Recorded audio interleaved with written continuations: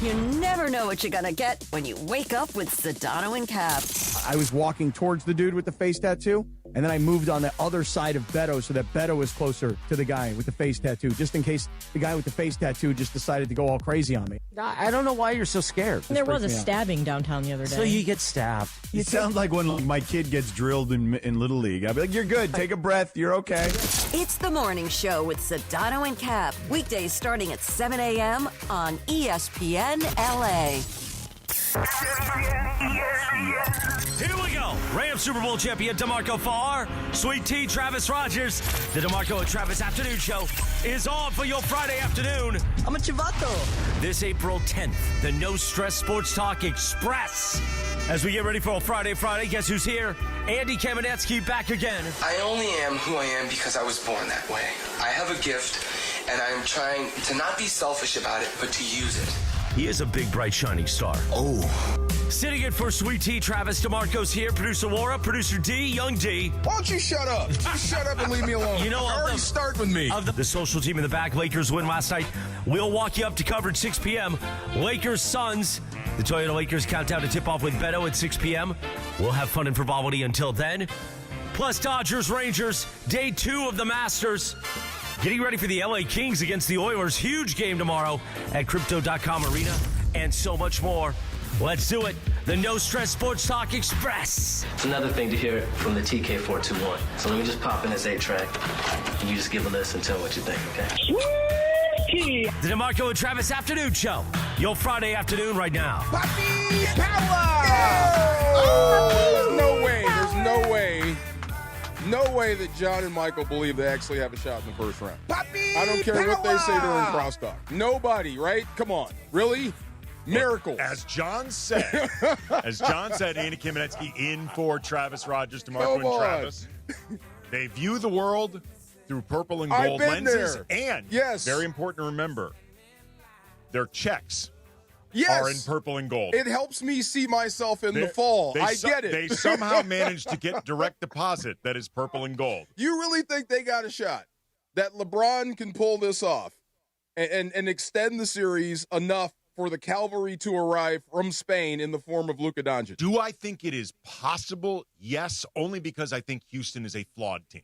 And we've seen that flawed. Well, they're flawed. They're going to be favored, and they should be favored. They're going, in all likelihood, it's going to be the Lakers versus the Rockets. Hopefully, the Lakers can get home court. And I think home court will matter. Yes. For a lot of reasons, including treatment and things like that. Sleeping in your own bed the whole you get nine. To stay at home. Yes. But they're not going to be they're going to be underdogs. Right. They should be underdogs. But the Rockets have shown enough vulnerability. But not enough for me. So this is hyperbole. We're doing a radio show. I'm having fun. But if Kevin Durant and any squad he leads loses to this group, you shouldn't go to the Hall of Fame ever. Wow. Yeah, take him off Mount Rushmore. Wow. Really? like I said, I'm on the radio. We're having fun, but you know what I mean. You cannot come to the barbershop saying you lost to this group. Here's the first round. Well, Katie don't go to the barbershop. That's a great point. That's true. That's a great point. That's true. He has no need. Okay. Side note, something I have noticed before, because Kevin Durant, where is he now? Like 5th on the all-time scoring list? I believe so, yes. Okay. Something I have noticed, if you look at the all-time scoring list, it's all bald or balding ballers. There's a connection? I don't know what the connection is, but I'm going to pull up the list right now. That's your penance? That's what you give up to be a basketball guy? Is your hair? Like the old, the legend of Robert Johnson, the old blues musician who sold his soul to the devil for talent. You sold your hair? You sell your hair for baller talent, or for specifically scoring talent. Did Bird go bald? Bird didn't go bald. Bird did not go bald. He didn't go bald. Okay.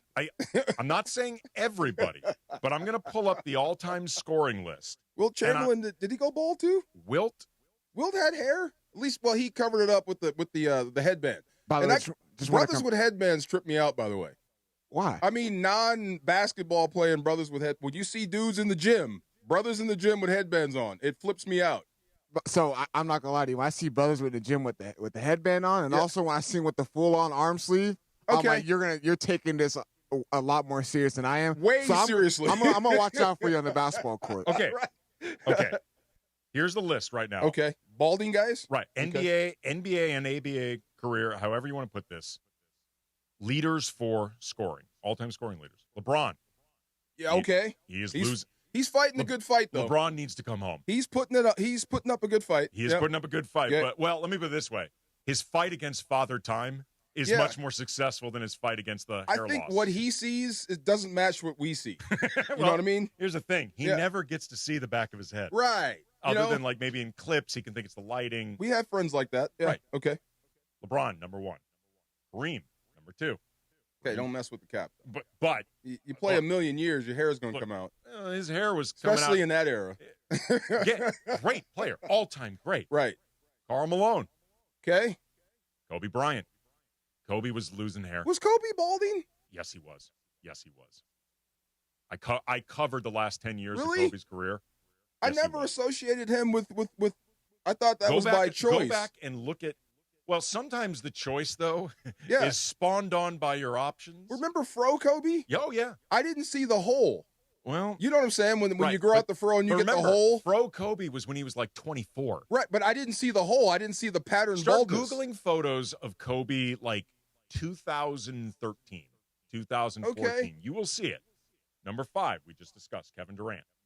Yeah. Number 6, Michael Jordan. Okay, yeah. I mean, you get to 7. Dirk kept it together pretty well. But then Well, I couldn't tell. Yeah. number 8, Wilt, like we said, we're not quite sure with Wilt. He had but it the seemed headband. Seemed like Wilt, though, kept his hair. Yes. Number 9, James Harden is reaching coming home territory. He's got the beard, though. He's got the beard, though. You know how? Okay, don't do that, DeAndre. Don't make me out you.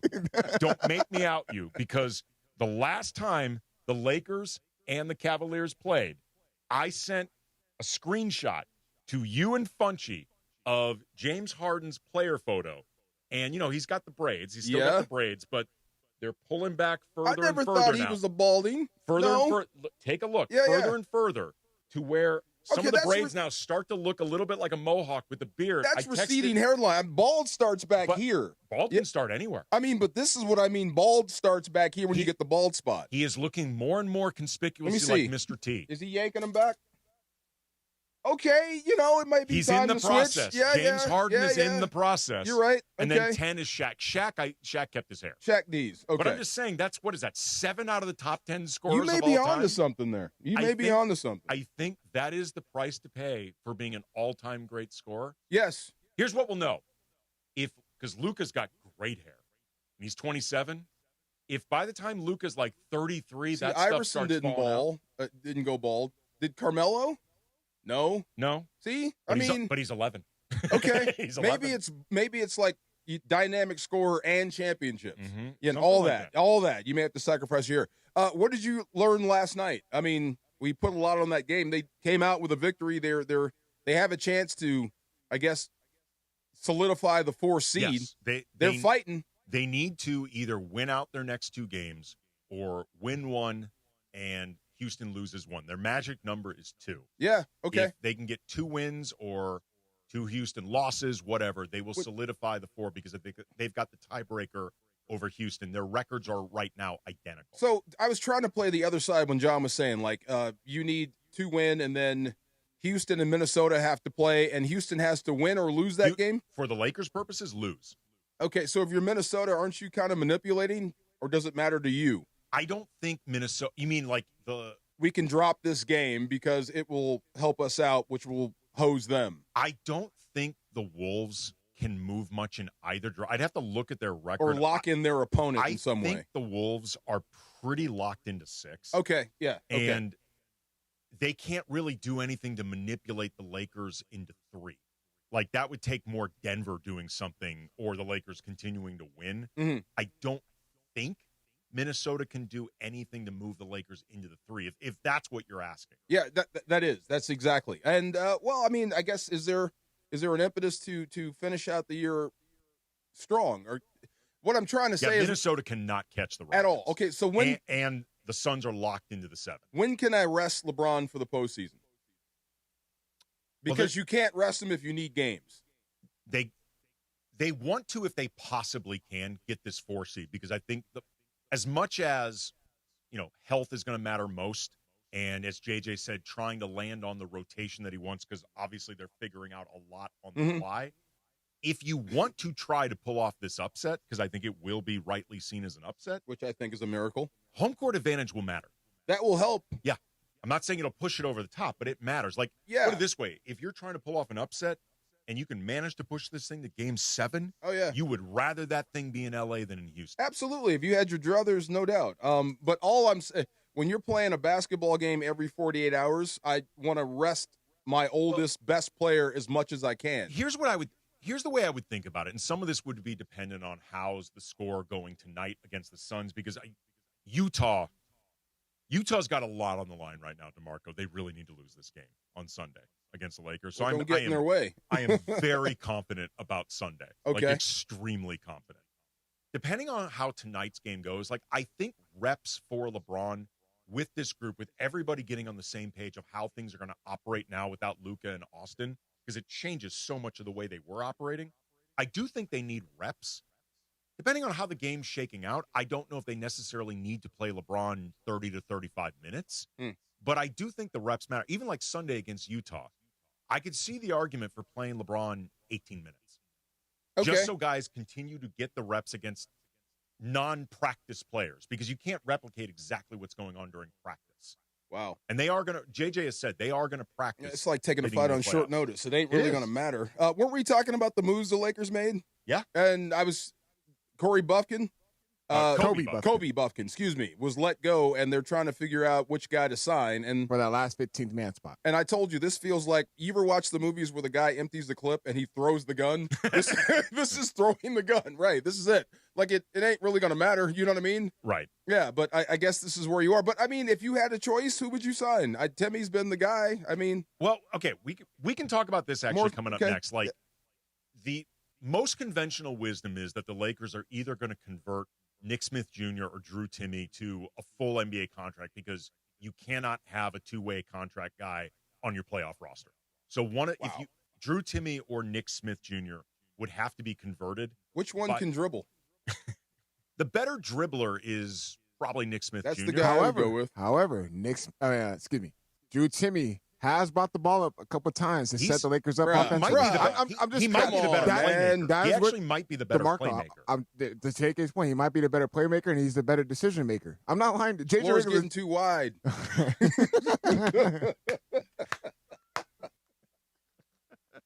Just saying, bro. Like, Siete Leches? It's really starting to stretch out. Lakers about to relocate to Salt Lake.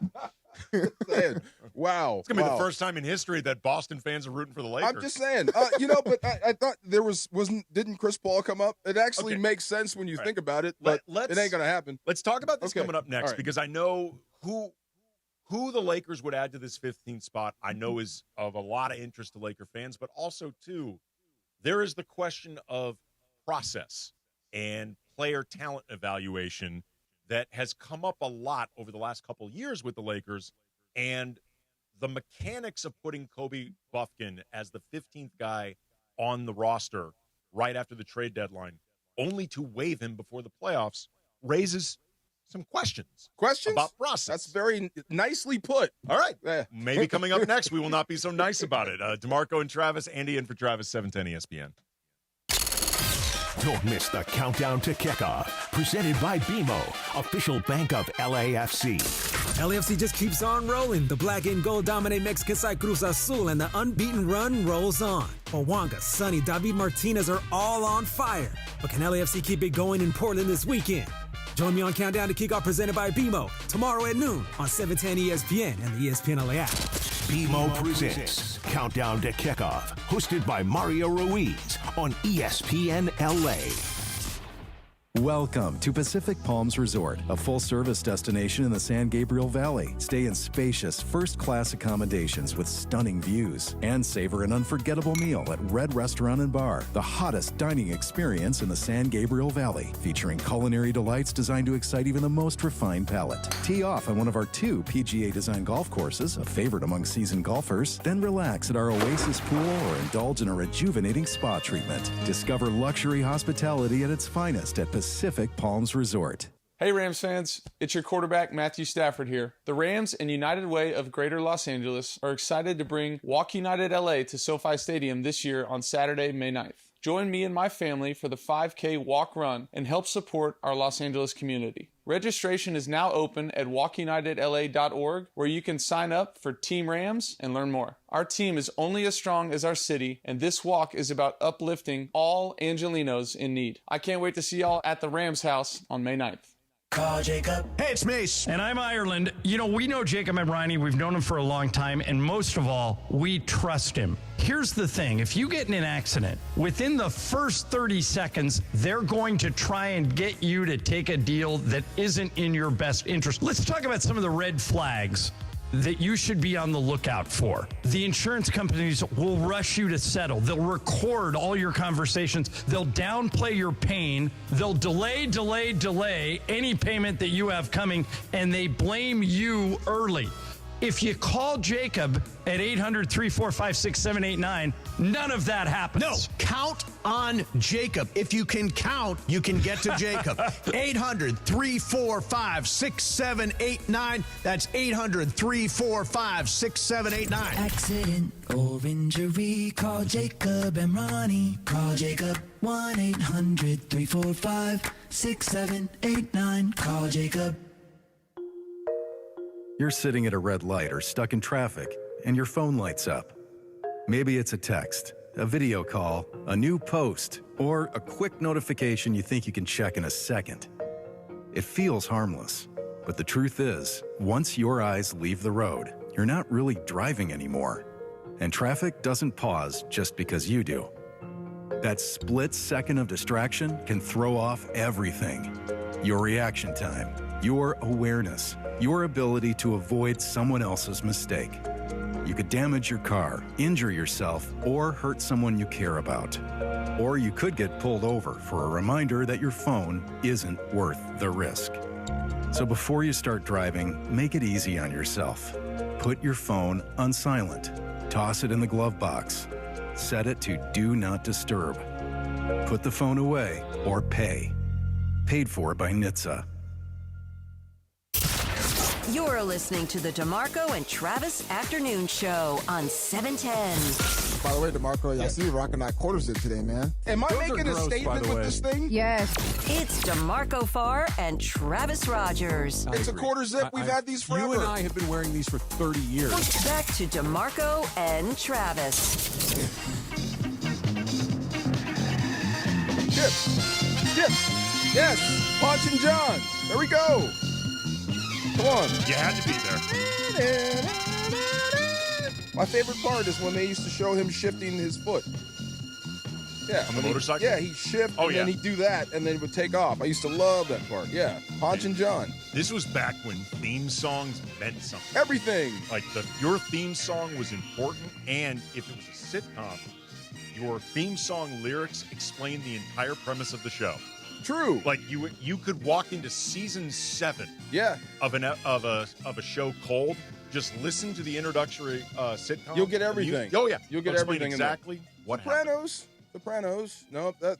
Well, but again, I'm talking like 70s, No, I got 80s, early 90s. I'm thinking of the modern stuff. The Wire kind of told you what was happening. A little bit. Yeah, a little bit.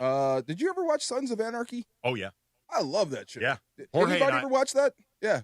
Jorge and I text all the time about there is whenever we see guys riding in cuts with like club names on their back and like with the Reapers and stuff. Yeah. We'll always text who we see because he loves the show too.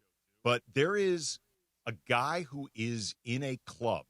They're called the Mongols. Oh yeah. This guy must be my neighbor or something. I see him at least like once a month cruising around. I move over for them. Yeah, for them. The other one's not so much, but yeah, that one definitely move over. Yeah, crazy stuff. All right, so we were talking before about the Lakers, and they're obviously going to be playing tonight at the Crypt against the Suns. Pre-game coverage begins at 6 o'clock, 7:30 tip. Then you got post-game with Beto. Marcus Smart off the injury report. Yay. Off the injury report altogether, and that's big. That is big. That is really big. Jackson Hayes is still out, though. Wow. And Luke Kennard questionable with left-hand finger management. I'm starting to really like him. Luke Kennard? I thought he was just a shooter. He's been good. He's got some game to him. He's been good. At least for this stretch. I don't know if beyond this year, I don't know. His assist to turnover ratio has been really good during this period, like quite good. You know, he's not somebody that I would want running an entire offense. Right. But as a secondary or third playmaking option, particularly in this situation, you could do worse. If I had a flat, I'd love my spare. Yeah. Until I got home so I can replace it. Right. Yeah, but I do. I guess if I'm JJ, I could trust him. I think trust might be big with JJ, and basketball big. IQ might be big with JJ. So I think he's a guy that you can at least put on the floor and feel confident that he's at least not going to make mistakes. That's you know what I mean? Yeah.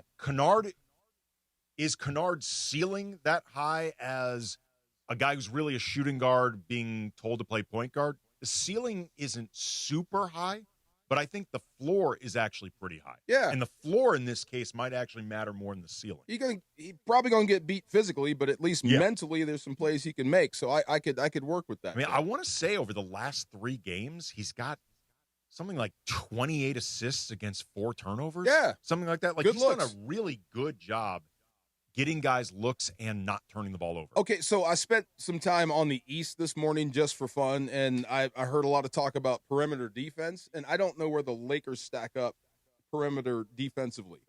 Poorly. They're in the bottom. They're on the bottom of the league. Yeah. Like the bottom or towards the bottom? Towards the bottom, I would say. Yes. Okay, is it they give up a lot of open looks?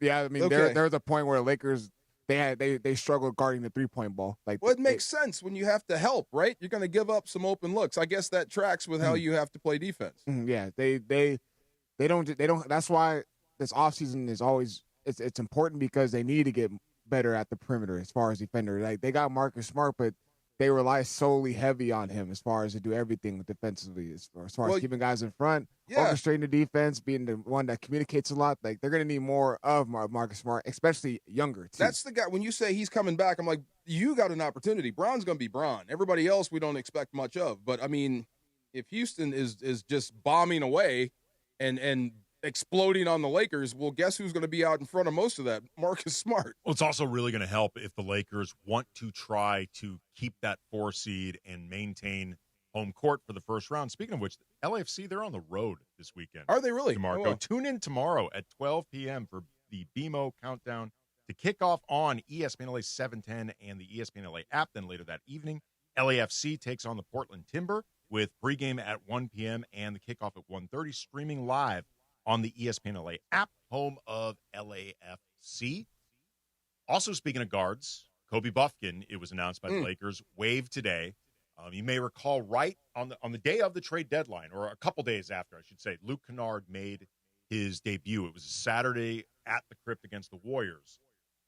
Rob Pelinka was asked about the 15th roster spot because, buyout season was beginning, and whether or not he expected them to be active. And Rob said he thought they were going to be active and they would fill the spot quick. And I would say within maybe 30 minutes, news broke that they were giving that 15th spot to Kobe Bufkin, who had been on their G League team. He had been killing star. Yeah. He'd been killing it with the G League. Like he really had been. He since went on to barely play for the Lakers, and it was announced today that they are waiving him. Who's going to get that 15th spot is still in question. I think it's widely expected that it would be either Nick Smith Jr. or Drew Timme, their 2-way contract converted. I've seen people wonder about someone like Chris Paul, I guess maybe Lonzo Ball, Cole Anthony. Possible. All those guys are street free agents, and they are all playoff eligible. Like someone, just so people know, Cam Thomas would not be eligible. Oh, okay. Because he was on the Bucks after March 1st. Because remember, they picked him up off waivers.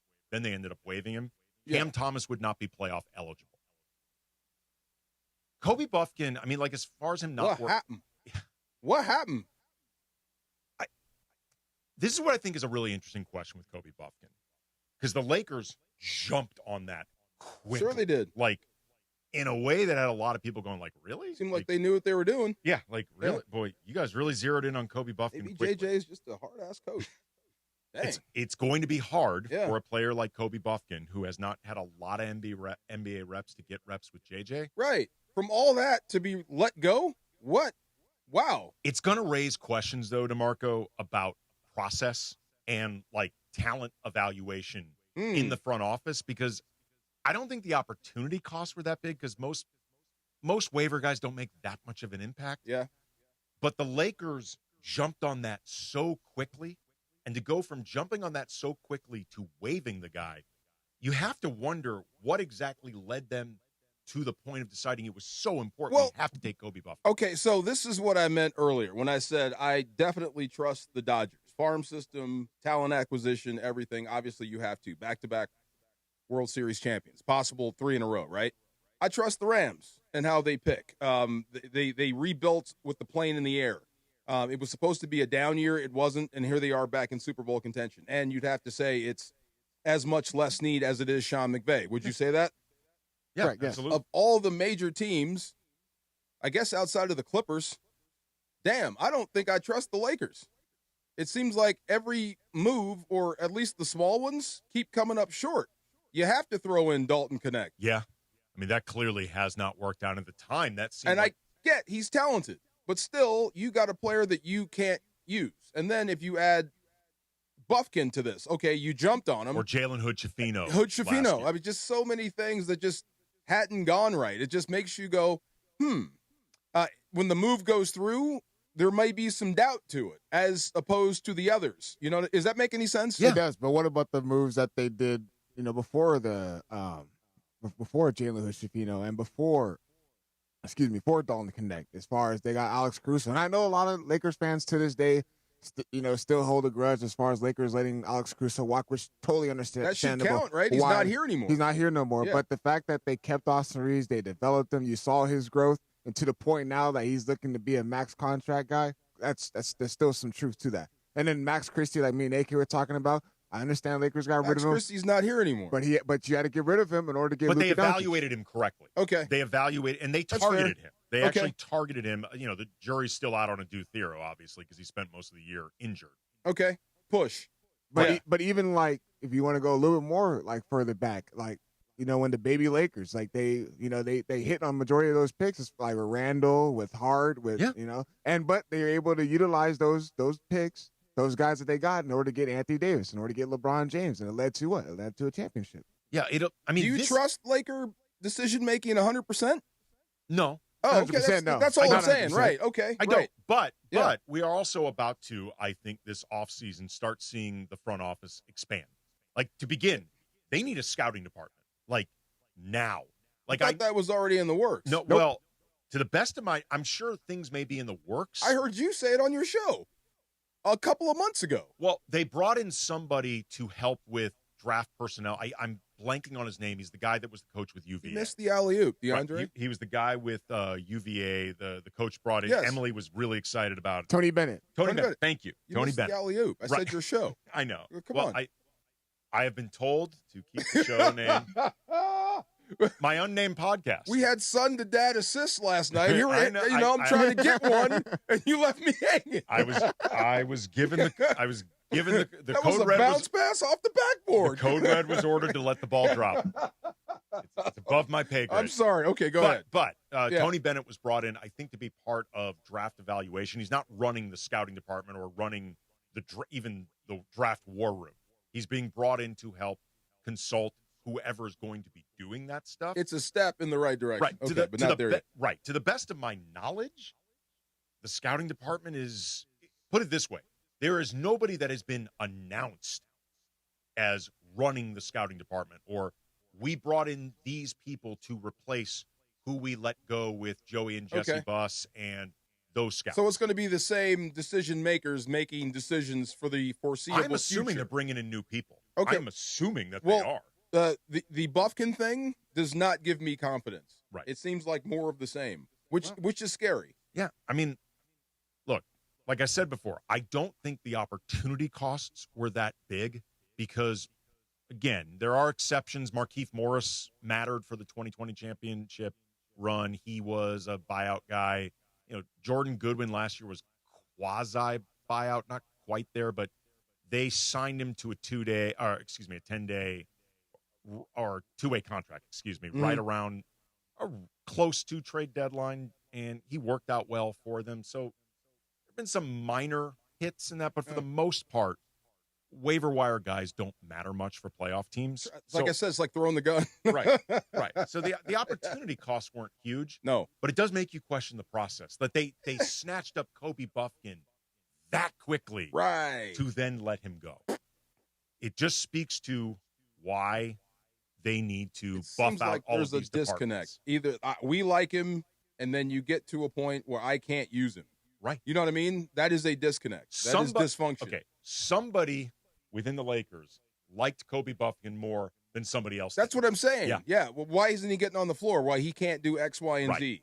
Right. You know, but then why did you take him? You know? Even if like the idea was, because at the time, this is what I figured. I doubted he was going to play a ton this year, but I thought they're thinking about him as a long-term project. Okay. And they want to keep him in their house. And I'm like, okay, that's fine, because again, most 15th guys don't matter much for a playoff You run. mean then, but not now. Right, but now it doesn't even seem like he's part That's of their what I mean. future. Yeah. So again, a lot to sort out within the front office. This speaks to exactly why everybody expects more people to be added, more minds, more perspective, all of that stuff. It's almost a no-brainer, though. I mean, yeah. So I put more smart people in the room. Yep. That's all we have to do. Yep. We are gonna say no to LeBron.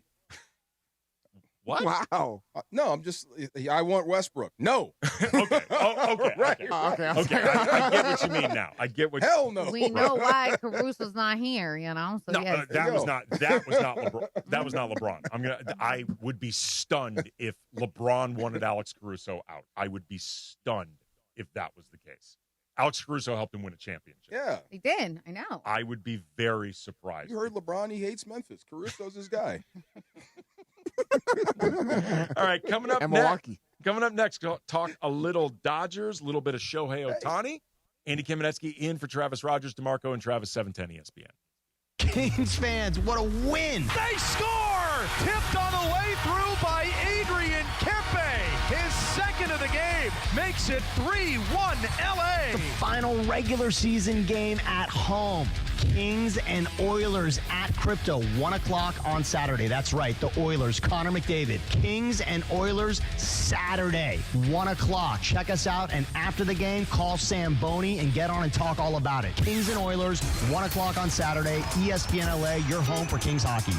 Hey guys, it's Sedano. It's springtime in SoCal, and if you're still on those same old floors, make a power move with Hernandez Wholesale Flooring. Millions of in-stock options. Hardwood, laminate, waterproof vinyl, carpet, even turf. No waiting on spring sales, just true wholesale pricing every single day. Extra savings for first responders, military, and veterans, plus price match. Hit the showroom right off the 5 freeway or check them out at HernandezWholesaleFlooring.net. No games, no gimmicks, because no spring sale beats wholesale. All right, guys, it's Cappy, and I want to talk to you about Beach Life Festival because I've been talking about this festival for years. It is my absolute favorite music festival. It's coming to Redondo Beach between May 1st and the 3rd, so lock in on the weekend because we're going to be there all weekend long. Friday night, Duran Duran and the Chainsmokers. Saturday night, The Offspring and Slightly Stupid. Don't forget about Ben Harper and Joan Jett. And then on Sunday, I can't wait. James Taylor, Sheryl Crow. Place is going to go crazy. You got to get your tickets now. They're going fast, especially those VIP tickets. BeachLifeFestival.com and lock in on Sunday night because we're going to party for James Taylor and Sheryl Crow. This is the story of the one. As a procurement manager for a hospital system, she keeps every facility in her network stocked and ready. That's why she counts on Grainger to be her single source for thousands of products, from disinfectants to lighting, air filters, and more. And with fast, dependable delivery, Grainger helps her keep every facility stocked, safe, and running smoothly. Call 1-800-GRAINGER, click Grainger.com, or just stop by. Grainger, for the ones who get it done. Harry Douglas here to tell you about Confetti Craze 5-Hour Energy. It tastes just like the best birthday cake ever. Vanilla, buttery, frosting vibes. It's basically a party in a bottle. Confetti Craze makes it easy to turn any day into a party with its delicious birthday cake flavor and big birthday energy. And here's the best part. All cake, no sugar. I bring these tiny bottles everywhere to cakeify my day with tasty caffeine boosts. The Funfetti flavor is back on 5hourenergy.com or on Amazon. Crack open a Confetti Craze 5-Hour Energy shot today. It's DeMarco Farr and Travis Rogers for your afternoon drive. One specific request. I don't have to pay attention, care, or try. Yes. More DeMarco and Travis right now. We're gonna do it. Give us any chance, we'll take it. Laverne and Shirley. Read us any rules, Big Ragu. we'll break it. Lenny and Squiggy. Make our dreams come true. Lenny and Squiggy, greatest entrances in the history of Sitcom. Hello. And it's always so telegraphed. Yeah. Did they hate each other at the end? Lenny and Squiggy? Yeah, no, I mean, not the actors. Not to No? my knowledge. Okay, good. They were great together. No, actually, David L. Lander, who played Squiggy, Yeah. he was a big-time baseball guy. He became a scout. You're kidding me. No, I used to see him at Dodger Stadium, and I remember I'd be like, is that Squiggy? Is that David L. Lander? Oh, no, I'm thinking A League of Their Own. Doesn't he play the Yes. announcer? He does. Yes. Okay, yes. Henson dropped the ball. Yes. I'm going to look this up. He became like some Did he type really? of scout or something like that. Like he loved, apparently was very knowledgeable about baseball. Oh, well, people are passionate. We're gonna play the Ty Pennington, right? Yes, 4:15. This is the guy from Trading Spaces and Extreme Makeover. We're going to talk to him in about 15 minutes. Great interview. He loves the Dodgers. He's from Georgia, but loves the Dodgers. So we had to talk about that. Speaking of the Dodgers, I'm watching the replay, and there was one thing that struck me when I was watching them take on Toronto. Besides the fact that Ohtani is just, I don't know how to describe him. I told this to Travis. Tell me if this tracks with you. He looks different. When he's up to bat, he looks like he's 7 feet tall. When he's pitching, he looks like he's 5'10". It's crazy. Like he shrinks, his shoulders slump. He becomes a different guy. You know what I mean? He doesn't look like a hitter pitching or vice versa. He's two different people. It's funny to me because when he's pitching, to me, he looks just as big and intimidating. Maybe the difference is the visual of holding a bat versus not holding a bat. Like you look more intimidating with a bat than you do with a glove. I just don't think a guy with his batting style, he's upright, he's very tall, would have the bends to get that low. Most guys that bat like that do it for a reason. Well, think about when you were just talking about his size. Most guys his size in baseball don't steal 50 bases. Like True. He is one of the, if not the fastest guy on the team. Right. He is super fast at that size. I said this to Travis. I'm not sure if it was on, I hope it wasn't on a Tuesday, but I said, and I meant this, where's DeAndre? I can't see him. I mean this in an athletic sort of way. I would love to see what Shohei looks like without a shirt on. Because I bet I wouldn't be surprised if he's all V'd up and cut up. You know what I mean? Mm-hmm. Because he's a much better athlete than he appears. And he looks like a god. Yeah. But he's a better athlete than what he looks like, if that makes any sense. He's a really, really like imposing presence. Yeah. He's a big, athletic-looking, strong-looking guy that if you are pitching to him, to your point, likely looks 7 feet tall, and the bat doesn't help. But when he pitches, he doesn't look like Randy Johnson. He looks more like Yamamoto. He down here and go. And like, how can you be like that and like this? It's wild. I wonder if maybe, I mean, and this is me purely spitballing, but I wonder if it could be a byproduct of how maybe you learn to pitch in Japan as opposed to in the States, like technique, things like that. Yes. Form. That's exactly what I mean. But to be able to do both, and they don't even look anything close to similar, and you're great at both means how special you are. One more thing that jumped out. I think I like Kim at short. I really do. Of guys that you want facing the plate, it seems like he can get to anything. Now, that's neither here nor there. We saw what went on with Mookie last year, and he's got the oblique this year. But I don't mind seeing more of Kim at short. Well, I guess that's the best way I can say that. This is the luxury with Kim. He allows you not to have to worry about rushing Mookie back or Mookie to feel any pressure to get back before he's ready. At least in the field. Right. Yeah. In the field. Like that's a really important position that he is covering defensively. Like that is one of your premium positions. And side note, I don't think it gets talked about enough how amazing it is that Mookie Betts made that conversion this late in his career from Gold Glove outfielder to Gold Glove caliber shortstop, essentially on the fly. That is amazing. I'll whisper this. You may see him do it again. Yeah. You may see him go play second base.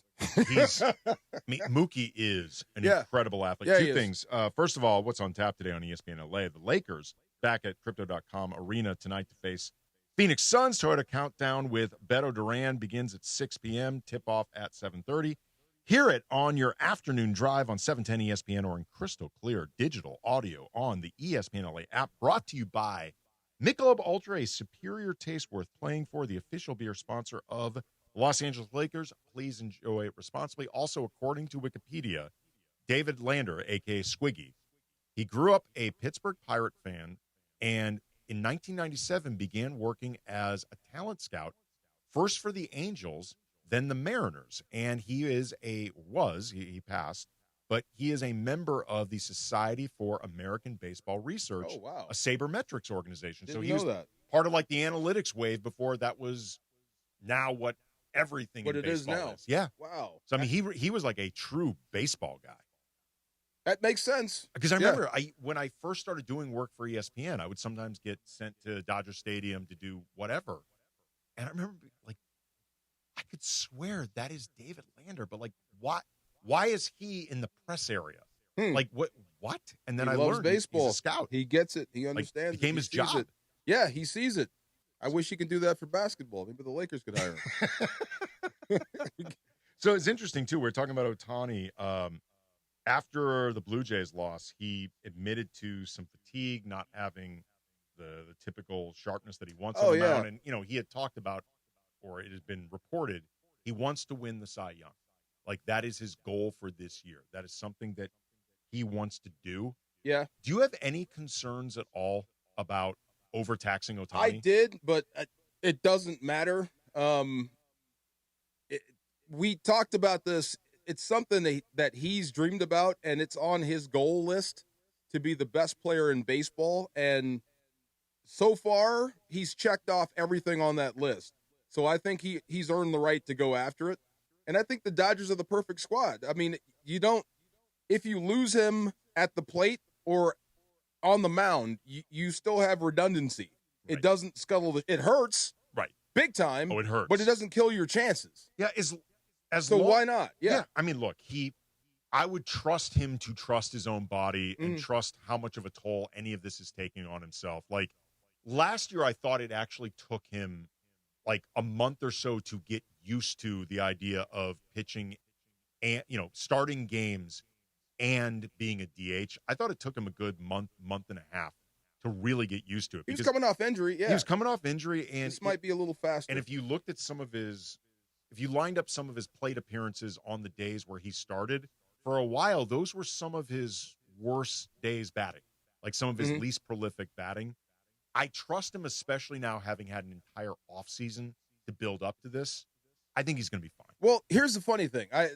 Didn't Dave have to come out and answer questions about how long it takes him when he's pitching? Like, managers and people are getting upset because it takes him a while. He's a hitter, and he has to go out and warm up, and takes a little bit longer. And Dave says, hey, look, we know he's special. Kind of give him a break. I feel for Dave. I'm with you. But if I'm on the other side, no. He should have this. You should have to get ready at the same speed as everyone else. Now, inside, I'm like, I know he's special. But if I can do anything to mess that up, I will. Look, against a guy like Ohtani, you have to create whatever advantages you can. Absolutely, yes. Even if in your head you're like, I am being such an a-hole. Yeah, right. Like, I'd be in the mountain. Hey. Like, this is such Karen BS. Like, I really, want to see truly. The manager. Yes, exactly. absolutely. I want to see the manager, the umpire. Even though I understand that he's going to need a little more time. And I think most people will be, I guess, sensitive to that because he is so special. But if you're smart, I would hold the Dodgers to the letter of the law just like everyone else. All right, coming up next, Race to the Crown and the snake draft in honor of National Sibling Day. Most annoying sibling behaviors. We're going to draft that. All of us have siblings. That's coming up next. DeMarco and Travis, 710 ESPN. Purple and gold-blooded. The Lake Show play here. Tonight Just 2 games remain on the regular season schedule for the purple and gold, and both are right here at Crypto.com Arena. Here is LeBron driving down the middle all the way, slammed up. LeBron with a thunder dunk. Your Los Angeles Lakers host the Phoenix Suns. Coverage begins tonight at 6 p.m. Every dribble, every dunk. This is the home of the Lakers. 710 ESPN and the ESPN LA app. John Ireland here. You want a vodka that's championship caliber? Look for Blue Ice Vodka at Ralph's, America's largest potato vodka. Double gold rated, just 64 calories an ounce.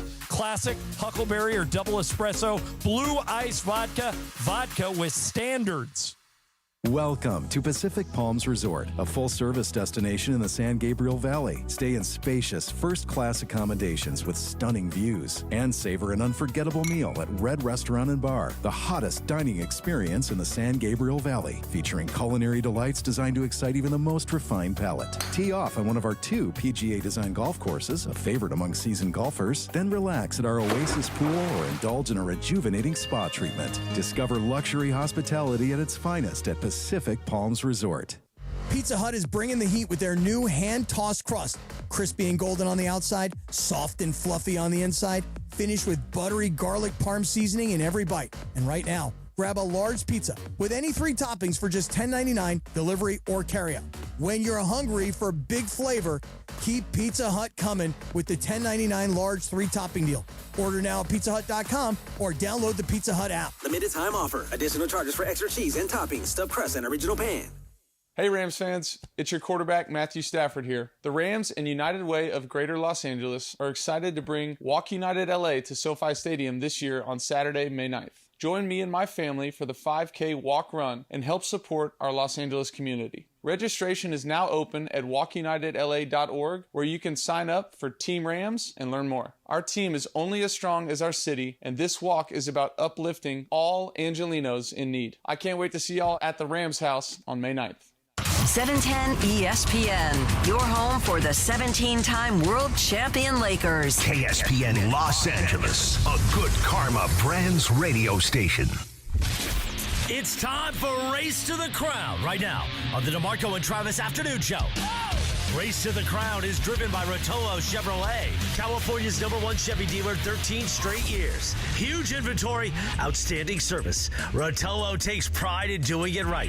Rotolo Chevrolet, #1 for a reason. Time for Race to the Crown right now. I'm excited for this one because I'm one of 6. So you guys know I have a lot of annoying things my siblings do. Your sibling. My siblings, not family, but I mean family does too, but we're siblings. I'm one of 3. What are you? You're one of 2. Dos. And you? One of 2. Okay, so I definitely win the race here, 1 of 6. All right, so we did say it's in honor of National Sibling Day, most annoying sibling behaviors. Andy, you're going to go first. Hypothetically speaking, of course. Hypothetically? This is Hypothetically, just right? things that hypothetically would be annoying about a sibling. It's annoying if your sibling's a know-it-all. Oh, my God. That can be very annoying. Again, hypothetically speaking. Your brother? I'm not even saying whose brother. I'm just saying, thinking about what could be annoying in sibling behavior, that could be. I like how you put that. All right, DeAndre? I had to think a little bit about this because, me and my brother have like a really good relationship. A really, really good relationship. So do I. I have a good relationship with my brothers and sisters. I will say I don't know. I really honestly, I'm trying to think. Why are you killing this vibe right now? Because I don't have. I don't know. Leaving dishes around. Yeah, let's do that. Leaving dishes around? Yeah, okay. Let's do that. Yeah. Okay. All right. Causing extra work for you. Yeah. Okay. All right. Boo DeAndre. Okay, mine is snitching to my parents. Oh, okay. Like snitching, like especially when we were young. Ooh, if like you pull I didn't that do card, it. You better be right. That's like the nuclear option. But okay, if you snitch. I will say that some of the ones I'm gonna say I might have been guilty of when I was growing up. I might have been guilty. But yeah, snitching to the parents. Did you ever snitch on your brother? No. You? No. Yeah, no. I mean, you may have had to once or twice. I did. I ain't gonna lie. I did not particularly unsolicited often, no. snitch or like. No, I had to. Like mom and dad had the wrong idea, and it's all coming down on you. No, more often than not, Brian would have had more reasons to snitch on me than the other way around. Okay, like he's not copying to the butt whooping I'm about to get. Well, Right. I'm going to tell on you. Okay. I did way more that would have required snitching than the other way around. Never my snitch. sisters, No. my older sisters did a lot. Oh, my so. God. You know why you don't snitch on your brothers and sisters? Because mom and dad go to work, and they leave you in the house. Yes. Oh, See? I know. And I paid for it. Oh, yeah. All right, D4. Winning. That's the thing my brothers did to me my entire life. They just kept beating me at everything. Aww. Yeah, they would not allow me to win, and they did not take it And easy look on who me. became the professional athlete. That's besides the point. But back then, I couldn't win. I couldn't win a game in Atari. I couldn't win in street football, basketball. I couldn't win in any wrestling matches. My brother, the oldest one, the mean one, put me in a sleeping bag for an entire Super Bowl and sat on my head. What? For an entire Super Bowl because there was nothing I could do to get out. That's right. Wow. Winning. Right. There we go. All right, what's the other one? Because you get two. Oh, it was snitching. Not telling on. I mean, snitching. We did have a brother that would tell on you. All right, well, I took that, so you can't. You already got that one? Yeah. Let me think. I thought this was going to be easy. I got a whole list. Okay, I got one. What do you call it? Player hating. Can I put that on there? Player hating? Player hating, like when you have a girlfriend that comes over or somebody, or your friends. Your friends are over, and your friends see you in a certain light. And then your big brothers show up and player hate on you. They crush your whole image. You know what I mean? They kill your swag? Yeah. Are you the older brother or younger brother? I'm the older. You're the older brother. I'm the youngest. So you know what I mean? Yeah. When they but- come in the house and mess everything up, and there's nothing you can do about it. Yeah, but I never had anything like that. Never? No. Oh, okay. What can I call that? Player hating. That's fine. You I'll can call that it. player hating. Okay. All right, so mine, again, I might be snitchy on my own self, but stealing clothes without asking. So I had two older sisters, and I know they hated that when I would go into their closet and just grab whatever I wanted. Ooh, okay. Good one. So that's mine. DeAndre? I'm really bad You at got this. nothing. You got the best big brother in the world. I mean, we got along really, really well. I'm not going to lie to you. Bro, he never ate your food. He never, just walked into your room. No. He never stole your shoes. No. I mean, we did wear the same shoe size, but I don't really. I mean, I'll be honest. Growing up, my brother and I got along fairly well. We all So, got- I mean, but- there was not a ton of conflict between us. You I mean, had y'all to have- could have told me, You're let's in the not do same this house. snake drive. It's got to be an issue. I spent a lot of time outside the house. You got- okay, that that's was true. part of it. And our age separation, too. We're 3.5 years in terms of age. Same as me. But 4 grades. And those 4 grades make a really big difference. Like, when I was starting high school, he's still in elementary school. Like, our paths are genuinely not I crossing got a you. lot. Okay, we're all 2 years apart. So Yeah. here's the other thing. It doesn't have to be something they annoyed you. You could have annoyed them. Oh, okay. You know what I mean? I Like, was perfect, though, Laura. yeah, I'm a sure treat you to- were. I'm a treat to Okay. be around. Okay, and then I guess sharing. I'll always hog the video game. Okay, So, there's sharing, one. yeah. And he let you get away with that? Yeah, but at some point, all right, man, you got to get off. It's time to switch it up. So you were not a sharer, huh? The babies tend to not share. Oh. They don't. I mean, tend but to share. I don't know. Sure. Say we got along. There was no issues in our house. Y'all don't know how to play radio, but got okay. Suplex All right, through Andy. the bed. Okay, I got 2. I would say next one, annoying sibling behavior, arguing for the sake of arguing. Oh. There will be times where I'm just like, dude, I'm not looking to debate this. Okay. And then the debate starts. I'm like, I'm not looking to debate this. Like, you don't have to agree with me. Yet It's you're fine. not It's talking cool. about your brother. Yeah. Hypothetically. Hypothetically. But I will turn this around. And Okay. the other annoying sibling behavior that I could think of from his perspective, being stuck on the ride to school in a car with a chain smoker who kept the windows up. Oh, my God. Because he also tends to get cold easily. Oh. And you know how St. Louis winters are. Oh, my God. You're in a cloud. And yeah, I was a smoker in high school. And when I would take my brother to school with me, Yeah. he had a lot of secondhand smoke. Oh. I'm sure that was very annoying to him and his little lungs. Put your jacket on. Put a scarf around your ears. Come on. All right, DeAndre. I feel like skipping DeAndre at this Go point. for it. You can skip me. Go for it. I don't have nothing. Go for it. I have never heard in all our years I of love different it, shows though. doing snake drafts, He's got a great brother. ever offering to have a skip turn. Ever. Ever. This is the first. Okay, so for me, this one was on my list because I have, like I said, I'm one of 6. So I'm dead in the middle. I have 2 older sisters and I have 3 younger brothers. And my brothers, all the younger ones are brothers. They would love to come into my room and not knock. Just open the door without knocking. And to me, it's like, bruh, courtesy. You knock before, especially like we used to do it as women, just knock. But like, you're a boy. You know what I mean? Like, just knock. You should always knock. So it just, I hated that. Granted, they're like little rascals, but still. And people on the chat were saying to share the boba story. I don't know what show I shared that in. What's the boba story? So the first time I ever had boba, I was like, oh, I'm not going to like it, so I never wanted it.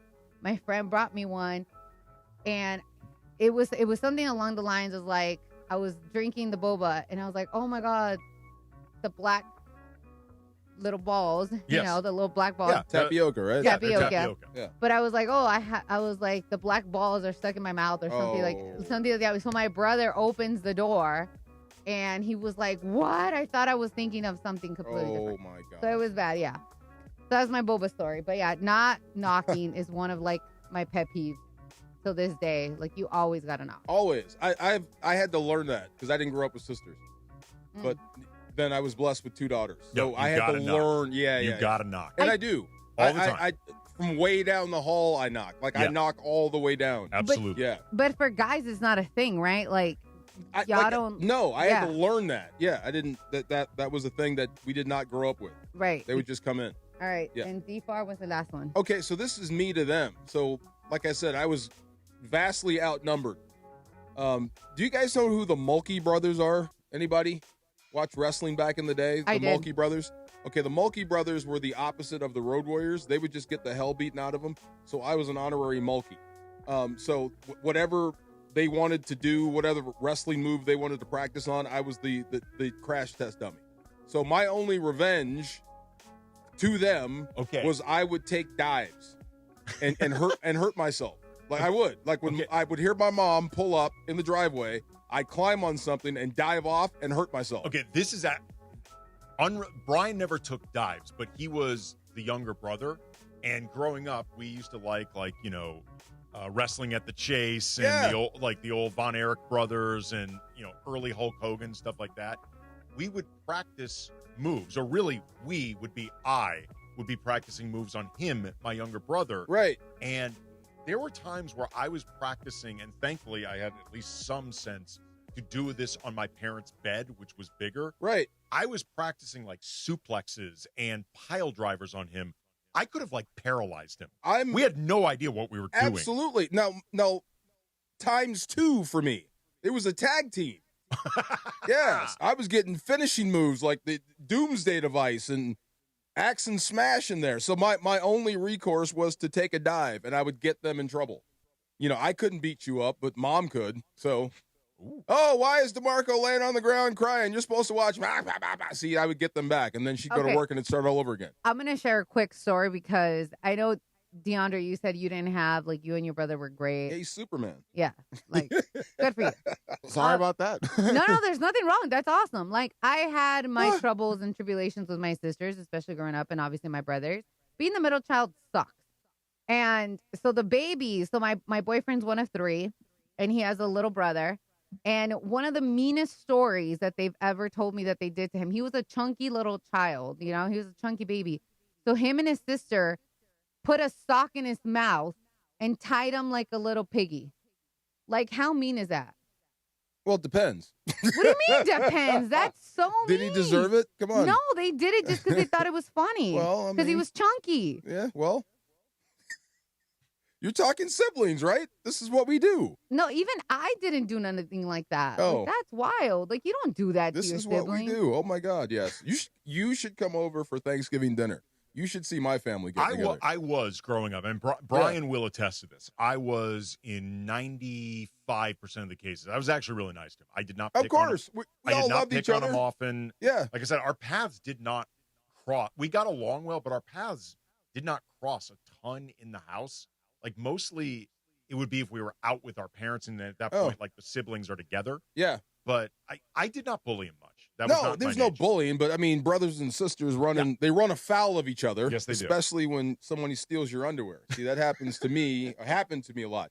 All right, so I caught up with Ty Pennington. Do you know who that is? Yeah. He's the guy from Trading Spaces. He also did Extreme Makeover. He's the guy with the funny hair. He's super, super, super funny. Great dude. So we I guess we met because of Pechanga Resort Casino. They're giving away a house. He's going to be the one that walks the family into the house, and he has a great story about the lady who won. I think her name is Myra. So I talked to him earlier today, so we get to hear that coming up next. He is super awesome, and wait until you hear his Dodger take. It's hilarious. So Ty Pennington up next. DeMarco and Travis, 710 ESPN. Kings fans, what a win! They score! Tipped on the way through by Adrian Kempe. His second of the game makes it 3-1 LA. The final regular season game at home. Kings and Oilers at Crypto, 1 o'clock on Saturday. That's right, the Oilers, Connor McDavid. Kings and Oilers Saturday, 1 o'clock. Check us out, and after the game, call Sam Boney and get on and talk all about it. Kings and Oilers, 1 o'clock on Saturday, ESPN LA, your home for Kings hockey. Los Angeles, your chance to win an Aston Martin is waiting for you at Hard Rock Casino Tajon. Unity by Hard Rock members can receive entries on Thursdays and Saturdays in April for a chance to win a 2026 Aston Martin. Not a member yet? Signing up is easy. Visit casino.hardrock.com/Tajon. That's casino.hardrock.com/Tajon. Or download the Unity by Hard Rock app. Hard Rock Casino Tajon. The easiest drive from downtown LA. Details at casino.hardrock.com/Tajon. Hey guys, it's Cappy here, and let me tell you something you should do. You should book your annual eye exam at VisionWorks. It's not just about your sharper vision, it's about catching potential health issues early, like glaucoma, diabetes, or hypertension. Look, I did it. You should do it. I know you're busy. They'll work with you on evenings or weekends. I went to the Santa Ana store, had an amazing experience. That peace of mind, it's totally worth it. If you haven't had your eyes checked yet this year, now is the time, and VisionWorks makes it simple. Hey, it's John Ireland. Watching a Laker game is so much more than just a game. It's the moments before tip-off, the people you're with, and the food you're sharing. That's why I love BBGO. BBGO is perfect for at-home watch parties or a night of hoops. Their food is bold and packed with flavor, bowls for a quick meal, dumplings and fried rice for everyone at the table. Vibe on a wave of Korean food and culture with BBGO. Look for BBGO at your local grocery store in the Asian and freezer aisles. BBGO for it and bring something different to the table. Change is in the air at LAX. Los Angeles International Airport's automated people mover trains are rolling soon as part of LAX's ongoing investments in improving your travel journey. The new trains will quickly move guests between all terminals. The new consolidated rental car center, metro trains and buses, and economy parking in 10 minutes or less. Departing every 2 minutes, they'll help approximately 30 million passengers per year. Learn more at lawa.org/ESPN. That's lawa.org/ESPN.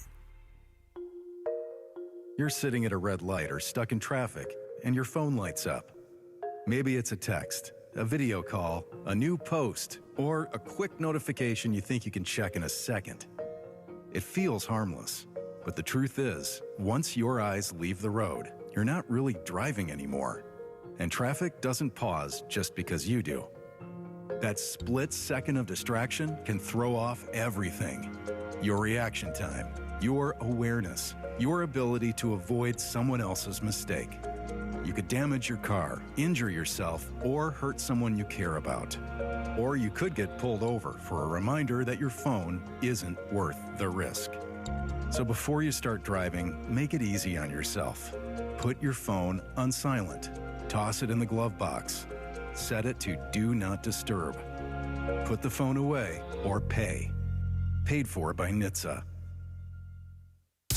You never know what you're going to get when you wake up with Sedano and Cap. I offered to share my room last night with DeAndre. Oh, boy. Yeah, after the post-game show, I was like, DeAndre, he's like, man, Cap, I need a room at the East Central. I said, come stay with me, pal. Here, I'll give you a key.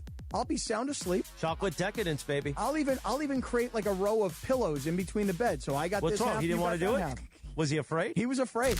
It's the morning show with Sedano and Cap. Weekdays starting at 7 a.m. on ESPN LA. This is going to be fun. I like this. It's DeMarco Farr and Travis Rogers. Isn't it cool? It's so good. Afternoons with DeMarco and Travis rolls on. Hey. Why are you laughing? Back to the guys.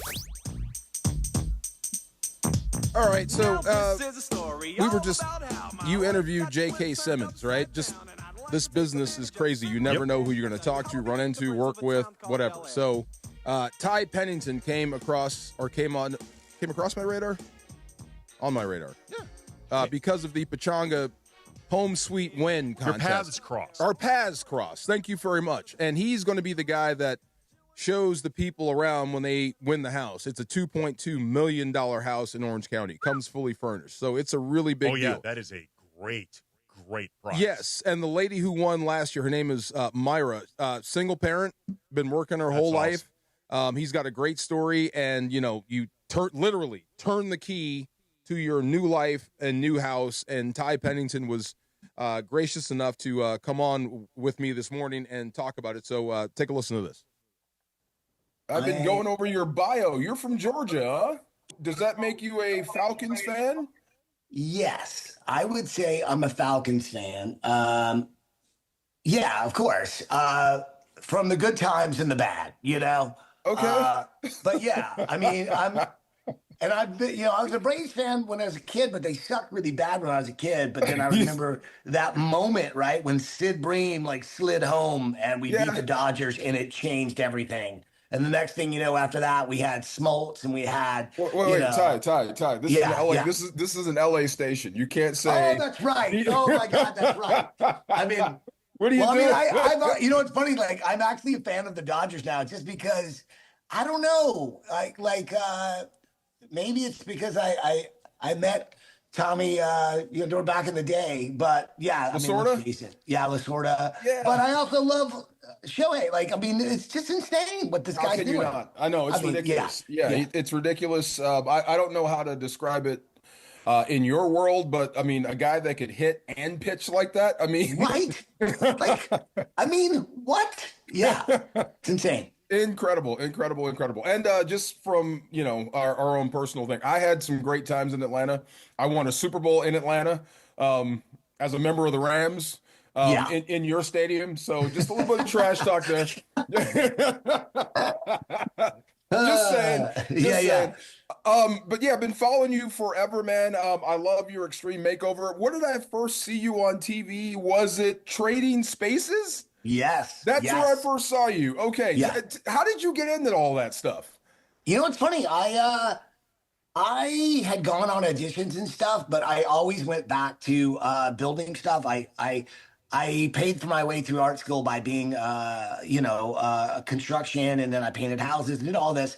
But I would go on auditions, but then I basically told my agency, I'm done, it's not working. And then a year later, honestly, they said, hey, there's an audition. They're looking for a carpenter who knows what he's doing, but it's funny. And I was like, well, I'm half of that. And then I went on an audition and was pretty sarcastic because I didn't care anymore. I'd sort of given up on that industry. And next thing you know, they're like, we want you. I'm like, really? Okay. So I think it was the fact that I just didn't care anymore. Sometimes that's exactly sort of you're like, that's great, but I've got work to do. So next thing I know, I was on TV, and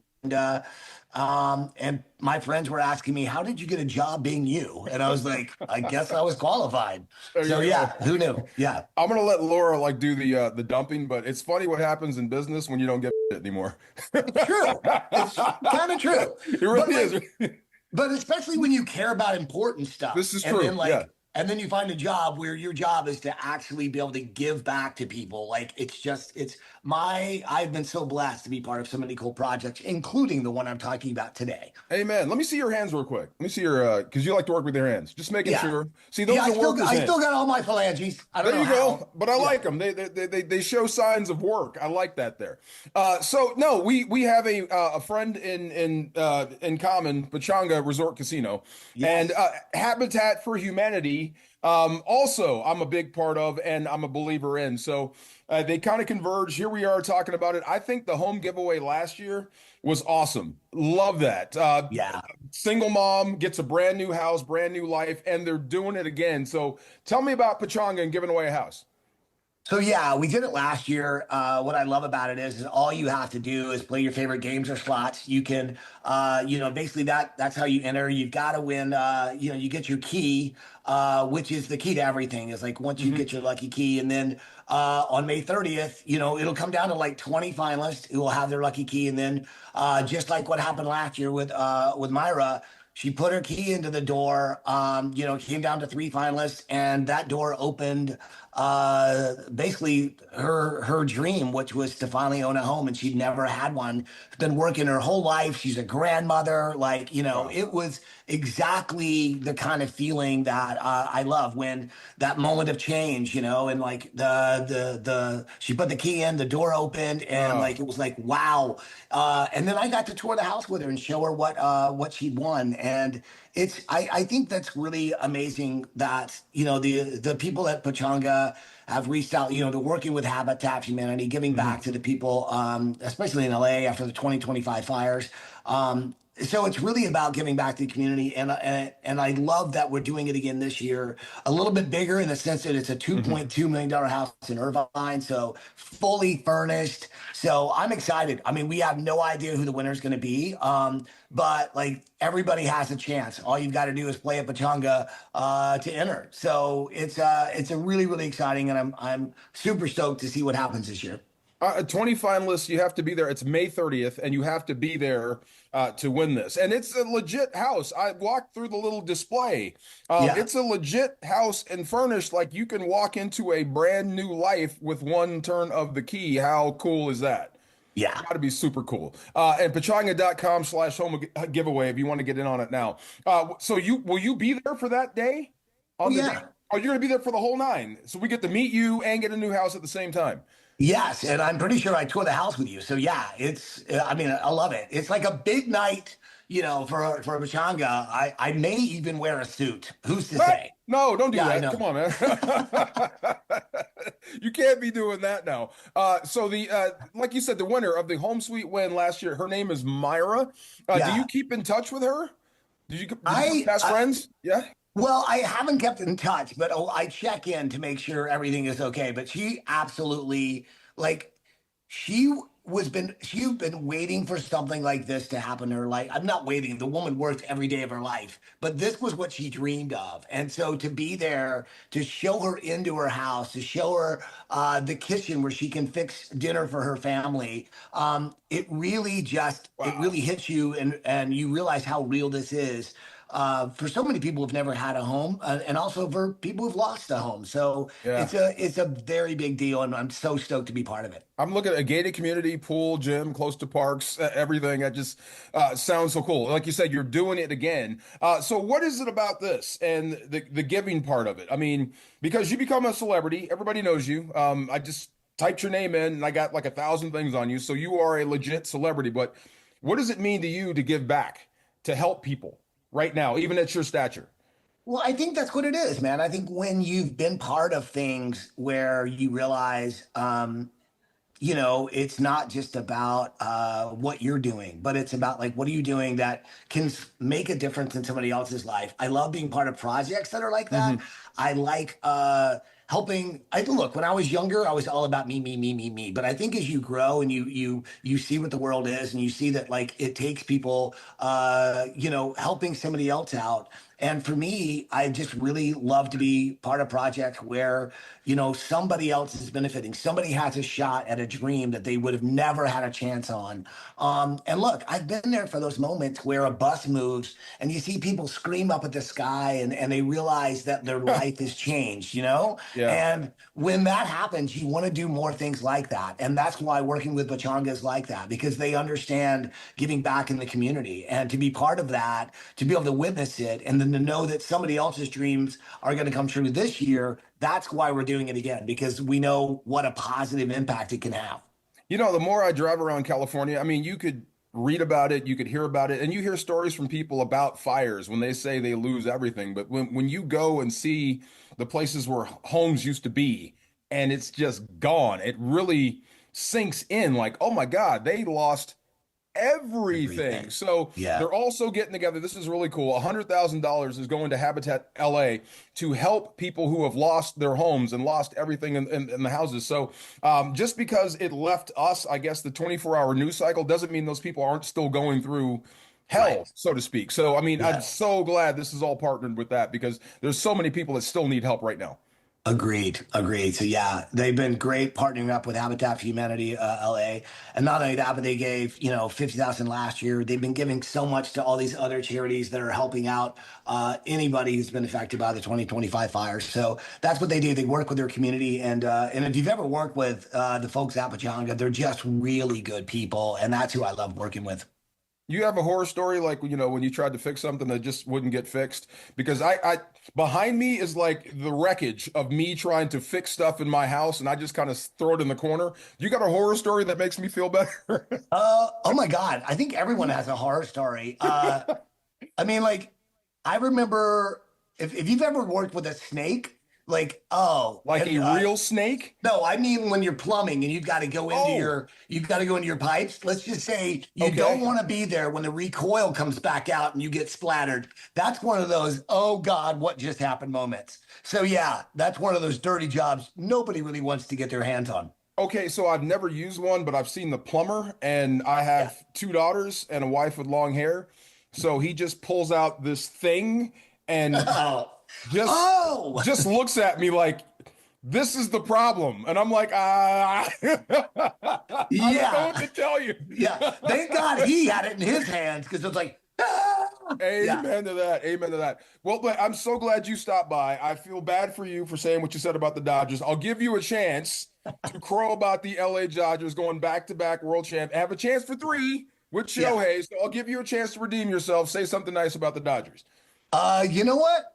The Dodgers to me are, and this is coming from a guy from Atlanta who grew up watching the Braves because it was on TBS. You had to. It was TNT and TBS. I mean, those were the channels. But I think in many ways the Dodgers are America's team. There's something about the fact they originally started in Brooklyn. They came all the way to LA. But then there's something about the miracle of, the Dodgers, and I love the architecture of the stadium. And look, most of my people tell you, well, I thought you were a Cubs fan. I was like, everybody's a Cubs fan, but they finally won. So then you can let that go, and then you're like, you know what? But there's something about the Dodger Stadium. It's the Americana it's why we all love that sport, because it's just. There's something about the fact that you can play at that stadium, and the pride of not only LA, but I think also sort of America lives through the Dodgers, and even everybody in Japan loves the Dodgers. Like, you know what I mean? Like I don't know. They're a great team because there's so many talented players. But what I love about the game is you still never know who's going to make it to the final game. This is true. I mean, look, it's still baseball. It's still baseball. It's still baseball. I think that absolutely covers it, but let's just go over this again. May 30th, Pechanga Resort Casino is doing it again. Lucky key winners every Saturday night at 10 p.m. You got to be there. $2.2 million house is up for grabs. Ty Pennington's going to be there. Turn the key, new house, new life, new everything, and he'll become your best friend. Yes. Thanks for joining us, man. This was great. Hey, thanks for having me. I really appreciate it. New friend of mine. I love that. I don't know about Dodgers being America's team, though. That might be a stretch. You think America's team, Dodgers? America's most hated team. Yeah. They are stirring up a lot of resentment, and there are a lot of Dodger fans who are just saying, bring it, baby. The Cowboys still consider themselves America's team, even though they haven't won anything since the 2000s? I don't think it's up to the Cowboys. It's up to their fans. And I think they have more than anyone. Don't tell that to Jerry Jones. He'll still insist. This America's is true. team. This is true. America's team. I think they are. But they are. Pechanga Resort Casino is giving away a $2.2 million house May 30th. Guests of Pechanga can enter by playing their favorite slot machines or table games with a Pechanga rewards card, and they automatically earn entries. 20 finalists make it to the final round May 30th. Like I said, Ty Pennington's going to be there. He's going to show you into your new house. something special. What a great guest. Friend of the show now, right? Yeah. If you're on the show, you're a friend of the show. Officially. And unless it's very clear, we're never having that dude back. Right, there we go. Well, apropos, we do have the Pachanga Pick of the Week coming up, and we'll talk about that next. A lot of good choices. You got the Lakers. The Dodgers are playing, and then also LAFC. We'll talk about that next. The Pachanga Pick of the Week next. DeMarco and Travis, 710 ESPN. Pizza Hut is bringing the heat with their new hand-tossed crust. Crispy and golden on the outside, soft and fluffy on the inside, finished with buttery garlic parm seasoning in every bite. And right now, grab a large pizza with any 3 toppings for just $10.99, delivery or carryout. When you're hungry for big flavor, keep Pizza Hut coming with the $10.99 large 3-topping deal. Order now at pizzahut.com or download the Pizza Hut app. Limited time offer. Additional charges for extra cheese and toppings, stuffed crust, and original pan. Welcome to Pacific Palms Resort, a full-service destination in the San Gabriel Valley. Stay in spacious, first-class accommodations with stunning views and savor an unforgettable meal at Red Restaurant and Bar, the hottest dining experience in the San Gabriel Valley, featuring culinary delights designed to excite even the most refined palate. Tee off on one of our 2 PGA-designed golf courses, a favorite among seasoned golfers, then relax at our Oasis pool or indulge in a rejuvenating spa treatment. Discover luxury hospitality at its finest at Pacific Palms Resort. Why do we grill to order at Waba Grill? It's just better for you.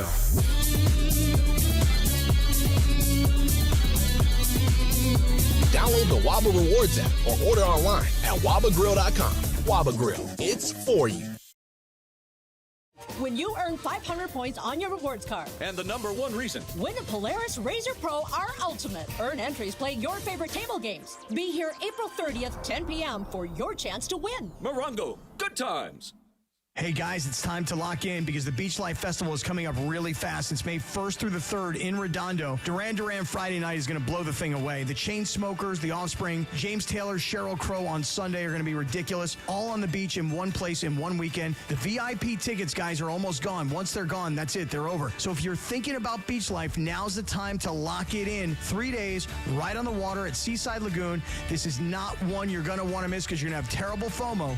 Get your tickets now at beachlifefestival.com. Harry Douglas here. Game day brings the excitement. Your stay should feel just as memorable. With Marriott Bonvoy, official hotel partner of the NCAA and U.S. Soccer, you're connected to a portfolio of brands designed for how you travel. Some offer complimentary breakfast, others give you room to spread out, space to stay productive, or extended stay comforts. So whether you're a traveling fan or part of the team, Marriott Bonvoy celebrates the moments that live on before and after the game. Marriott Bonvoy, where game day checks in.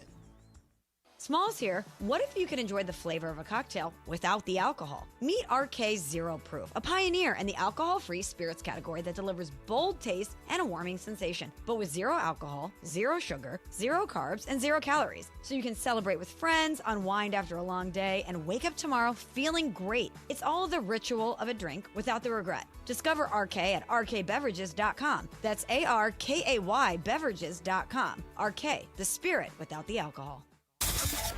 This is the afternoon show with DeMarco and Travis. Thicker. A little firmer. A little firmer, a little thicker. And I like mine a little firmer, too. Yeah. DeMarco and Travis continue. A little thicker, a little firmer. Here are the guys. Hey, good time you feel free. Good time. Anytime you want from under. Not getting hassled. Not getting hustled. Keeping your head above water. Jen Dubois, who played Willona. Sang this. She sang them. I was in love with her. Willona was, in fact, a foxy neighbor. You dang right she was. You know what's funny, too? I remember when I was That would have been his part. Willona's boyfriend. Not Thelma. Willona's boyfriend. When I used to watch Good Times, when I was like, 8 or 9 or something, at this point, I think it's probably repeats, but, they're in syndication or whatever. I didn't really understand the concept of, what a set was and things like that. Oh. I used to look at their apartment. It's being driven home all the time. Like, they're in the projects. They're super poor. Cabrini Green. I remember I would look at that going it doesn't look that bad to me. Yeah, but me then too. I came to realize I was comparing it to, the Jeffersons, which is also, a set. Right. And it seems like the same size. Like, the Jeffersons and the Evans, it seems square like they're footage. Yeah, the square footage seems identical. Yes. I'm maybe the Evans a little more place, high end. the Evans place could use a coat of paint, I but gotcha. it doesn't seem really that much worse than how the Jeffersons were living. Oh, see, I want to go back and watch old Good Times episodes. Yes, dude, it's so good. Good Times is on majority of the time at my household. Yeah? Yeah, like that was a show my mom. Okay, not to get, too deep down the rabbit hole on this, but I love the James era. When James dies, the show changes. It did change, and it was not as good. Right. It was not as good. Not as good. James Evans, most intimidating sitcom father in the history Stand up of and reach sitcoms. for your belt. You did not want to get on the wrong side of James Evans. Oh, my God. He tried to save Mad Dog. Remember Mad Dog? The gang leader, Mad Dog? Oh, yeah. He tried to save Mad Dog. Yes. And then, How do I feel bad for the man who shot my son? Because that's what makes you a great father. Okay, my man. Yes, sir. Damn. All right, we got the Pachanga pick of the week. See, we'll get caught up in that. LAFC is in first place. That's another thing about Ty Pennington. I didn't get a chance to ask him that, but he's from Georgia, right? He's from SEC country, and his favorite sport is soccer. Like, how did that happen? Was it Atlanta United? Is he Atlanta United fan? I have no idea, but I never got to it. Soccer is your favorite sport from there? Yeah, you grew up playing football, period. End of story. You were in Georgia. That's SEC land. But LAFC is playing tomorrow. Yeah, they're the Portland Sounders, I believe. They got the Sounders. Yeah, I'm going to go ahead and make that my pick of the week. Okay, funny you mentioned that, DeMarco. LAFC on the road this weekend. Tune in tomorrow at 12 p.m. for BMO Countdown to Kickoff on ESPN LA 710 and the ESPN LA app. Then later that evening, LAFC takes on the Portland Timber with pregame at 1 p.m., kickoff at 1:30, streaming live on the ESPN LA app, home of LAFC. Look at that. Jazz session. There are no mistakes. Timber. Huh? Gotta correct myself. Timber. What'd you say? I said Sounders. Timber. The Sounders. Seattle. I think. That's Seattle. Seattle Sounders. Yeah. Timber. I think I've been to a Timber game. I have. And they have a full-on lumberjack in the stadium. And when they score, he cranks up this chainsaw? A chainsaw, and he cuts a piece of wood. He actually cuts wood? He cuts a piece of wood like a coin, and they use that as that's one goal. It's the coolest thing ever. So it's like a circular sliver. Yes. Yeah. He cranks it up and cuts the thing. It's pretty cool. I'm not going to lie. That is actually really cool. It blew my mind. I've never seen the chainsaw at a sporting event. That is actually some of these places, like, you won't get this at, say, a Laker game or a Dodger game. Like, LA sports tend to be, the Clippers are the exception with Chuck the Duck, but for the not most, over the top. Yeah, they don't tend to do over the top stuff. And I get it, and I actually respect it. But if you go to some places around the country, like, I remember I was traveling for a Lakers game I was covering in Utah. They've got this mascot who I'm trying to remember what he is now. The Jazz mascot? The Jazz mascot. I'm trying to remember what he is, but Okay. He was riding a motorcycle all over the place. Gimmick. It's a gimmick. Okay. He was amazing. Like, he was genuinely entertaining. Well, help me out. The Lakers do not have a mascot, right? No. Jazz Bear, you talking about? The Jazz Bear. Jazz Bear, okay. The Jazz Bear. He was unbelievable. Like, he was doing tricks. He was hyping up the crowd. He's riding a motorcycle everywhere. I was like, okay, this is kind of cheesy and over the top, but I'd be lying if I said I wasn't entertained. It's either the Gorilla from the Phoenix Suns or Rocky from the Denver Nuggets. Yeah, Rocky's over the top. The Gorillas from the Suns, right? Yes, that's the crazy one. That used to come from the ceiling and whatnot. He's considered one of the OG team mascots. Okay, and would dunk. Yes. Yeah. He would dunk. Off the trampoline. I'm pretty sure the Jazz Bear dunked, too, when I was Oh, really? Okay. I wonder how you get that job. Did you actually play basketball at some point? Because some of these dudes can, well, you're pretty theatrical in the air. What you really need to be is comfortable on a trampoline. Because if you're dunking, I guess so. They're always going to ask you to jump and bounce off one of those trampolines and dunk. So it's like, you got to be able to dunk, but what you really got to be able to do is play like slam ball. Right. I missed that sport. That was a fun sport. What a time. I would have lived in that era of slam ball. Oh, I think you might have been good. Yeah. Because you could tackle people. That's exactly. Yeah. We did like one of those things for the Best Damn Sports Show. We went out and I practiced with them once. For real? Yeah, and they were taking it way too serious. Like, a dude hit me. Were you able to throw down at all? Well, look, I'm not in football mode. He's in game mode. I'm in TV mode, and he's hit me. Like, oh, hold on, dude. This is just for TV, bro. You're not making a name on me. But you were like the centers. He called himself the landlord. What a great name, right? All he did was he would just wait until there was a breakaway, jump on a trampoline, and jump straight up in front of the rim and block everything. Right. He called himself the landlord. Great name, That's right? a great name. Dude, yeah. Jackson Hayes would be amazing. Oh, my in God. slam ball. Oh, my goodness. He honestly might have, with those trampolines and stuff, like too much elevation. Could be. Because like he Could can be. get up so high as it is, he almost might be too high for those dunks. That might be better for the All-Star game. Have him play slam ball without the tackling. Wouldn't that be fun? I actually could get into that. See? High flyers. Like, you're never going to get NBA players to do slam ball. You got to bring in slam ball people. Imagine John Morant coming off a trampoline. You know, come on. Imagine Wemby coming off a trampoline. Look, if you're asking me if I would watch it, the answer is yes. I'm saying I don't think they do it. Right. You're right. That would be great. So you could have owned slam ball, DeAndre? I think I would have been fine in the slam ball era, yeah. Because I Good. also knew the mechanics. I can shoot a little bit, you know. But also I was real physical. I like the, that's my craft, get to the basket. I did pick LAFC as my pick of the week. All right. My pick of the week, I mean, the obvious one is tonight at the Crypt, Lakers-Suns. Yep. Big game for the Lakers. No Booker, right? No Devin Booker, no Jordan Goodwin. Jalen Green, last I looked, is questionable. So everything is if you're going to pull off this miracle, everything is going your way so far. And the Lakers are going to get Marcus Smart back. He is off the injury report entirely. LeBron is playing the second end of a back-to-back. He's not on the injury report. There is no Jackson Hayes. Luke Kennard is questionable with some type of finger injury management on his shooting hand. Hopefully ends up playing. But this game obviously is huge for the Lakers. They're trying to keep their 4 seed. The magic number for them is 2, either 2 Laker wins, 2 Houston losses. Unfortunately, and this, I guess, is sort of the flip side of the Pachanga pick of the week, I know Laker fans are going to be watching Rockets Timberwolves. Oh, yeah. Hoping the Timberwolves can pull an upset. It's unfortunately going to be one hell of an upset if it happens. This is the list of folks unavailable for the Timberwolves tonight. Rudy Gobert is out. Bones Highland out. Joe Ingles out. Julius Randle out. Naz Reid out. Anthony Edwards is questionable with maintenance of that knee that's been giving him problems. Jumper's knee? I have to assume with all those dudes out, they're going to sit him. Yeah. So you are rooting for a 70 piece from Ayo Dosunmu. Oh my God. You really need something like that tonight. Like the odds for the Lakers getting their magic number hitting tonight seem low. Go Bam on them. Yes. Break Kobe's record again. Why not? Go for it. Jaden McDaniels, you want him to have a career evening. Wow. All right, Pachanga Resort Casino stay and play package, deluxe room for a night plus $100 resort or dining credit. Below is the closing tagline. Duh. Pachanga Resort Casino is giving away a brand new house. Like we said, Home Sweet Win is back. Use your Pachanga rewards card to earn entries. Visit pachanga.com for complete details. I got this, and I'm glad you mentioned that.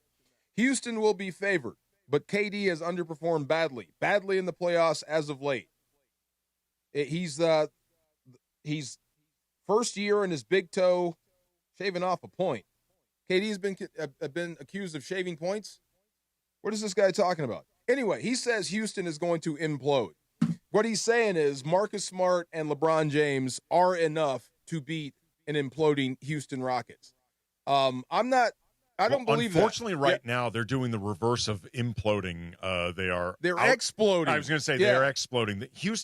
Houston was seemingly imploding for a while. Yeah. That part is true.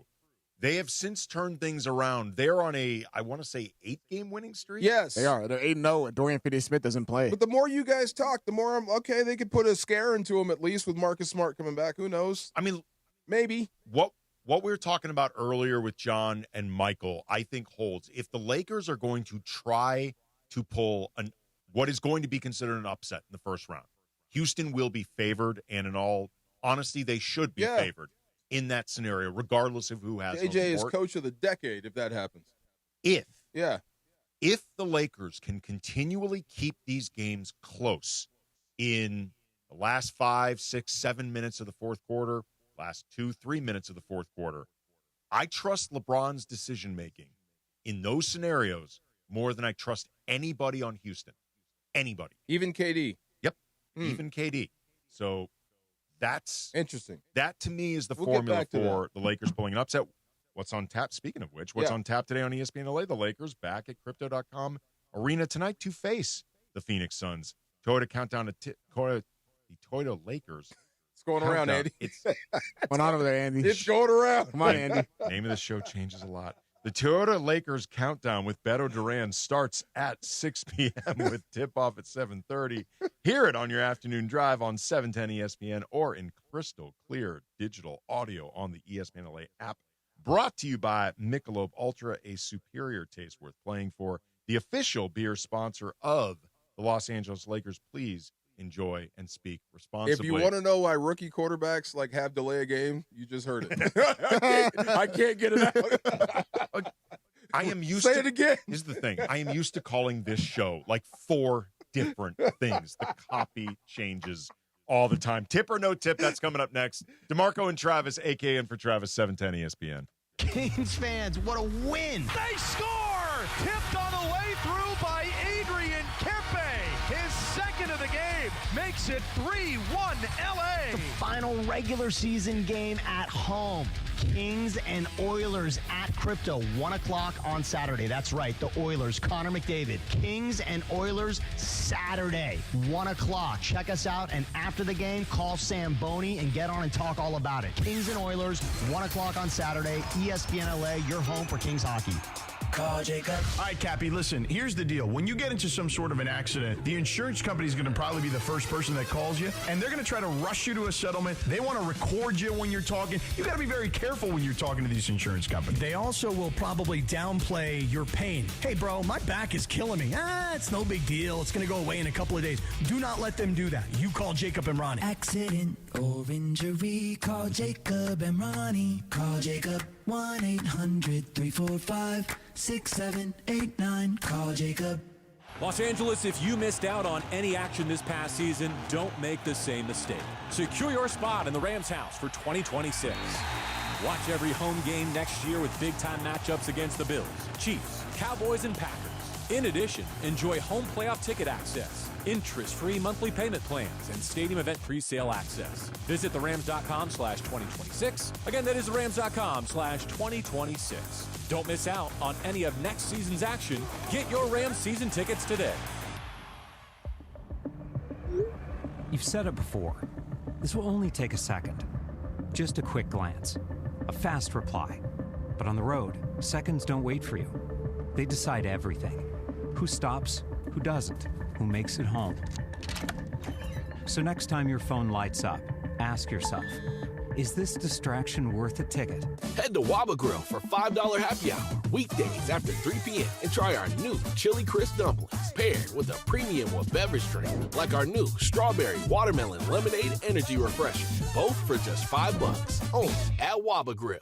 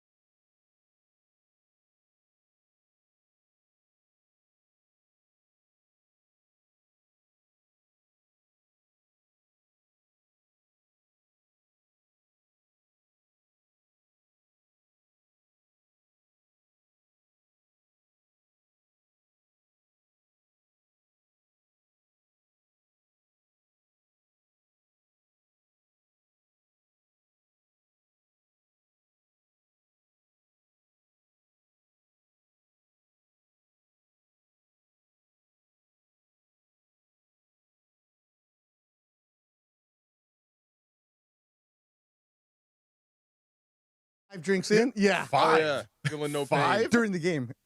5? Mind you, the Toyota Tacoma tailgate, it's a good time. I was going to say 5. I think you were 5 in that inning. I also had 2 good cigars. Yes. There you go. Good time. And you gunned down whoever that was at first. I was like, oh, my. Yeah.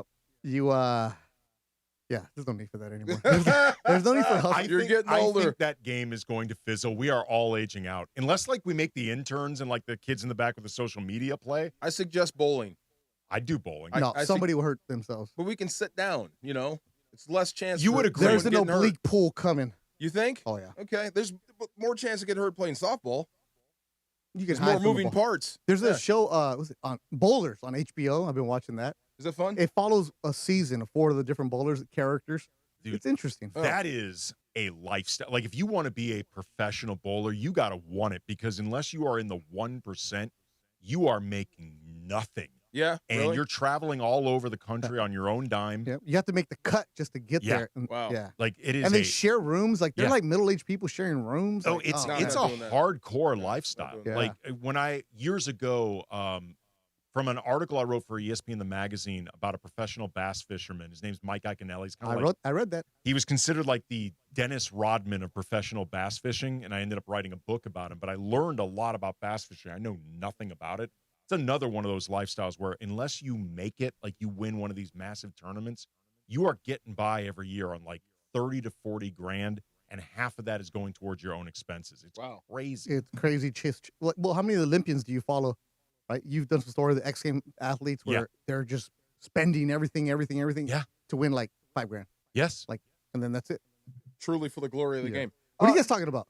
We were talking about just the backdrop of Kobe Bufkin being released, cut, and how much they went overboard to get him, and then to unceremoniously drop him now is just, to me, it's kind of like another failure, or is that too strong?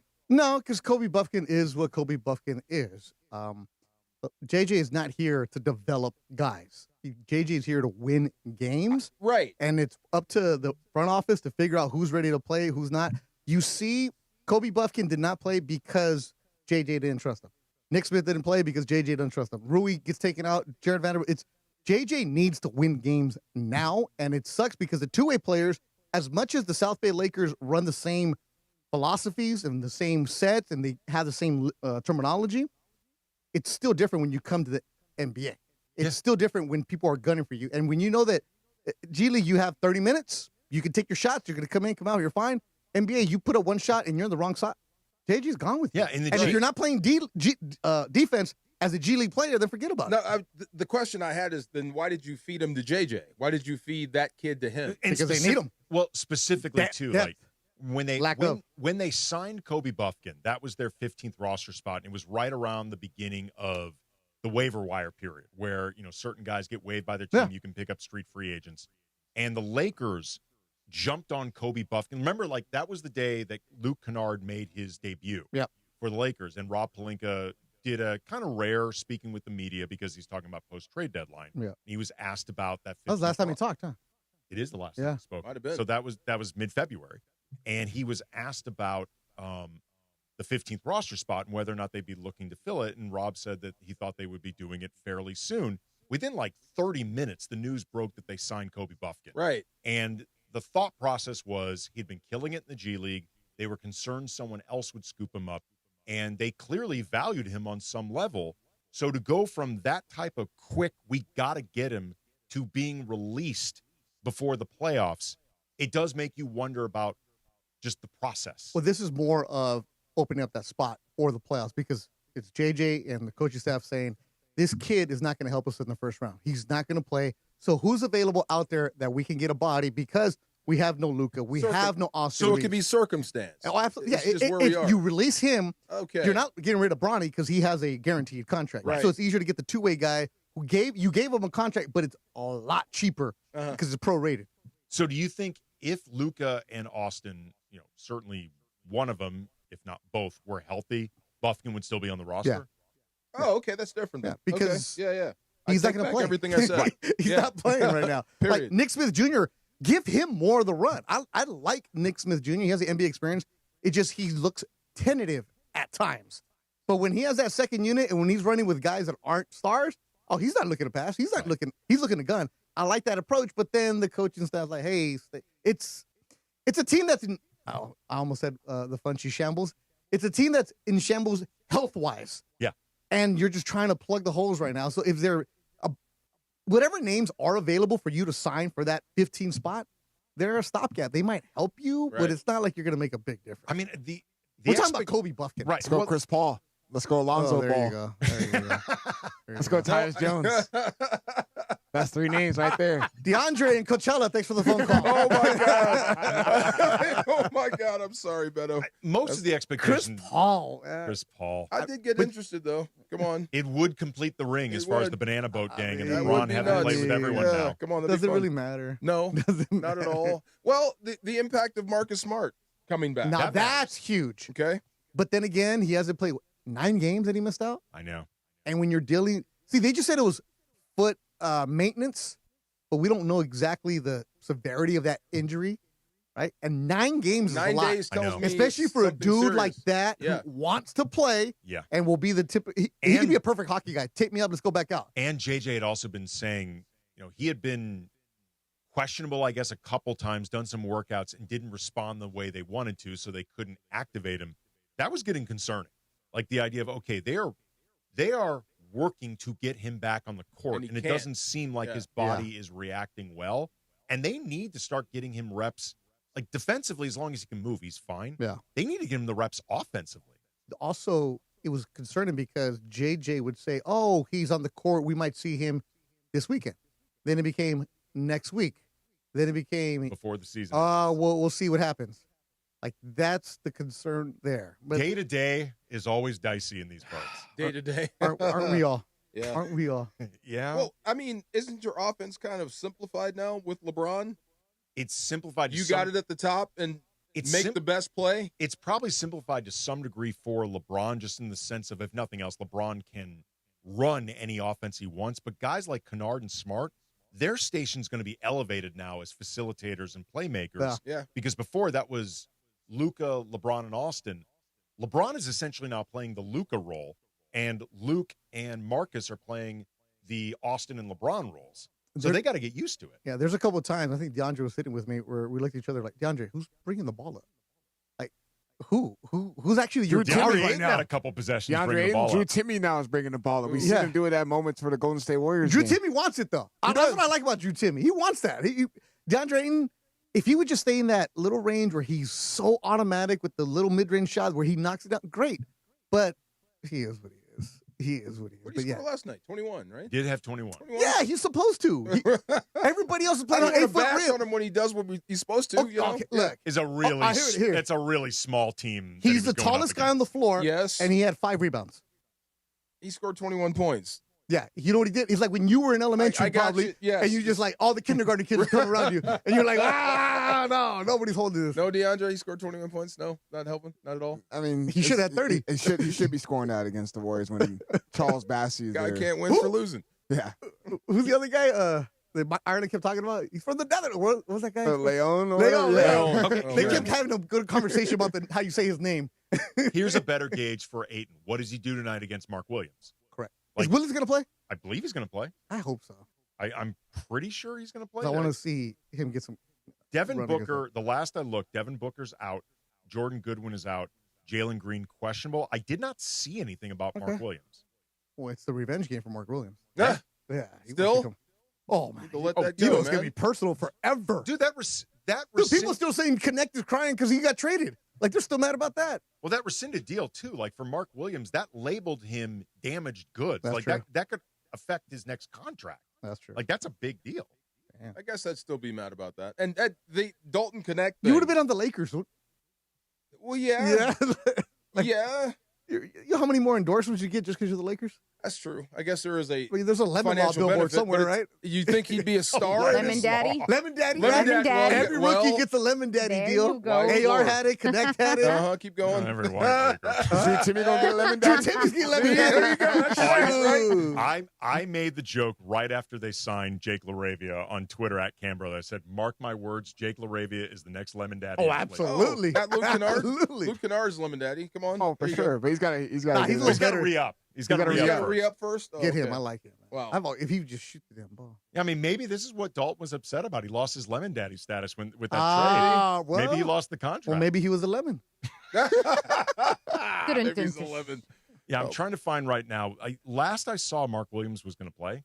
So this is, to Beto's point, where you're going to judge DeAndre Ayton. No. Like, they're going to need more from you that's more difficult. Oh, I already did. I already judged DeAndre Ayton. Yeah. Oh, yeah? And? Of course. No, come on. We're looking for upgrades. Come on. He's coming back. No, he's not. He has the option. He's a player option. It's his option. He's not. No. It's his his Can't you option. renounce his rights like LeBron? Can't you say I don't want you anymore? It's his No? option, and then based on the way he's been playing, looking around, like, who's going to give him big money? He's going to opt in. I mean, honestly, DeAndre Ayton's reputation, even if he had spent this whole year as consistent as he was at the beginning of the year, maybe like the last month, I don't know what teams would give him a long-term deal because his reputation is somebody that you can't rely on. Like, even if he had been great all year. What if he does step up for this little stretch run, and he's every bit the reason you extend the series, or even get through the first round because of him? If you're a GM that gives him big money, you're going to be an ex-GM. Period. Yeah. This guy cost you. The Tim Thomas? Oh, my God. Wow. Drafted higher than Kobe. Dude, I remember. You remember when Vlad Radmanovic, he had... the Space Cadet? Yeah, he had orally agreed... Phil called him that. He had orally agreed to re-up with the Clippers. He'd been playing with the Clippers that 2006 season. And then he ends up reneging on it and signing with the Lakers. And I remember in real time, like this is when you're monitoring the Sports Wire, Beto. Oh, yeah. For news. Oh, yeah. And I remember seeing that, Vlad Radmanovic goes back on word with Clippers, signs with Lakers. I remember being like, okay, Clippers, don't do anything crazy. Like in real time, I actually said, sign Tim Thomas to a long deal. Oh. Which they did. Yep. And it was a disaster. Absolutely. Tim Thomas was nice in 2K. He was, right? He was nice at Villanova, right? Is that where he went? Yeah. I don't know. know. He's East Coast guy, yeah. He's from Philly, though. But he should have been on a month-to-month lease. Marco, you would have loved hanging around Phil when Phil would just take his shots at guys. Really? Because now, if you ever asked Phil, things were different back then. Because the scrum, he was cool. Phil was always answering your question. And if you would, like, hey, Phil, can you talk about, and he would look at you, he'd get done, he's like, no. Ask a freaking question. Like, he made you be better as a reporter to ask questions. Kobe actually did that too. Yeah, and then he would also, thing about He'd Phil never was, help you out? No, because don't be lazy. Don't come here wasting my time. And it's not my necessarily job of laziness. I'm scared to death of you. How about that? Well, then don't be scared. Right. After a while, don't Dude, be you're scared. in the big leagues right here. Don't be scared. there you Like, then go. you shouldn't have a credential in here. Yeah. Don't be a fanboy. What was your first interaction with Phil? Oh, with Phil? Yeah. I didn't really talk to Phil much because I would go to shoot-arounds. See, before I started going to the games, I was only allowed to go to practice. Okay. And then, so my job was go to Lakers practice and Clipper games. So 2 different worlds, right? So it was like, yeah, then, right? And then this was like 2005, 6, around that time. Yeah, you were working over there still. Yeah. So anyways, Phil was always, Brad Turner would always ask him questions about books and politics. Right? And Phil would answer, and he would give people a recommendation on what's going on. And then if he was in the middle of having a good, like, non-basketball conversation, and somebody would jump in, all right, Phil, tomorrow you're taking on Phoenix. They're a good team. He get upset. Because he wasn't done with it, right? Did you not see that I was rolling here? Yeah, I was telling you about 1,800 biblical passages. But how does that help me with my story I have to write? Well, because it was like, it taught you to have space as a young reporter. Because it was always the younger reporters. It's like, hey, like, let's have a decorum. Let's have conversation. Let's talk to each other instead of, this is before social media existed, before you get in the quick soundbite or anything like that, before you get in the gotcha kind of stuff. Yeah. It was like, this is when there was less media too. So Phil was just, if you're going to be here, I'm going to give you time to answer your question, but don't be in a rush. I was asking, what is JJ like in that that same setting. Times are different now, man. Yeah. It depends the mood JJ's in. Like, if JJ is in the mood to talk, he actually can be really introspective. Very. He'll give thoughtful answers, stuff like that. If he's not in a good mood, the answers tend to be either clipped or he'll start getting into semantic battles over your question. But the word. Right. He'll start drilling down on part of the word that you used in a question to ask him. That means he's trying to run out the clock. Right. Yeah. So he's trying to get around your... Like, pregame, you're not going to get anything out of him because he's locked in game mode. okay. And pregame is kind of a waste of time anyways. Yes, But it is. in practice, it's different now because in the past, we used to be able to, like, be around and have a conversation beforehand. Now it's, all right, guys, you have 3 questions, boom, boom, boom, boom. It's very robotic now. So you don't get to know these guys anymore. There's no, for the most part, there's not a lot of, interaction beyond the scrum between you and the coach and you and the player. It used to be, honestly, more players kind of walking around free range and you could just grab them. Now somebody always has to be there. Like, you can't do the Ramona. Like, Ramona's the queen of this. I love this. You know what I'm talking about. The Ramona looks at her like somebody's like, hey, little Let's nod. go over there. Hey, let's go over here. Yeah, okay. But then she does a little walk. And But she built up a lot of those relationships pre-new times. Correct. And that helps. So she's earned that, right? The Ramona nod, you're like, And you're not a ooh, line was she stepper. working on stuff? Yeah. But that doesn't exist anymore because now the PR department comes in like, nah, we'll be here. Like, you can't get something off the record with somebody anymore. It's different. It's much harder. I go back and forth with JJ. Like, I was trying to figure. Did I ask you the because- whole AR thing? Yeah. Like, I didn't understand the connect. Like, Yeah. I didn't think he was untouchable. Same with JJ. I go back and forth thinking, like, when this team does turn around, when you finally get the right squad and you build around Luka and they start doing whatever they do, competing for a championship, I would assume JJ's going to be there for that. Yeah, it's his team. Right. But then again, He's won it's still back-to-back early. It's 50 still games. It's still early. Okay, yeah. He's learning on the job. He's got back-to-back 50-win seasons and But can you injuries. say it's his or is it LeBron? He's and the then one you got coaching Luka? him. He's the one coaching him. I think look, last year in the playoffs, I think JJ's inexperience showed. And, if JJ, I think, can have a weakness in terms of coaching, I think it's often more temperament and sort of impatience than I think the X's and O's. What are you expecting out of him for this play? I mean, he's hamstrung. I got it. This is what sucks, not just for the Lakers, but I think in a lot of ways for JJ.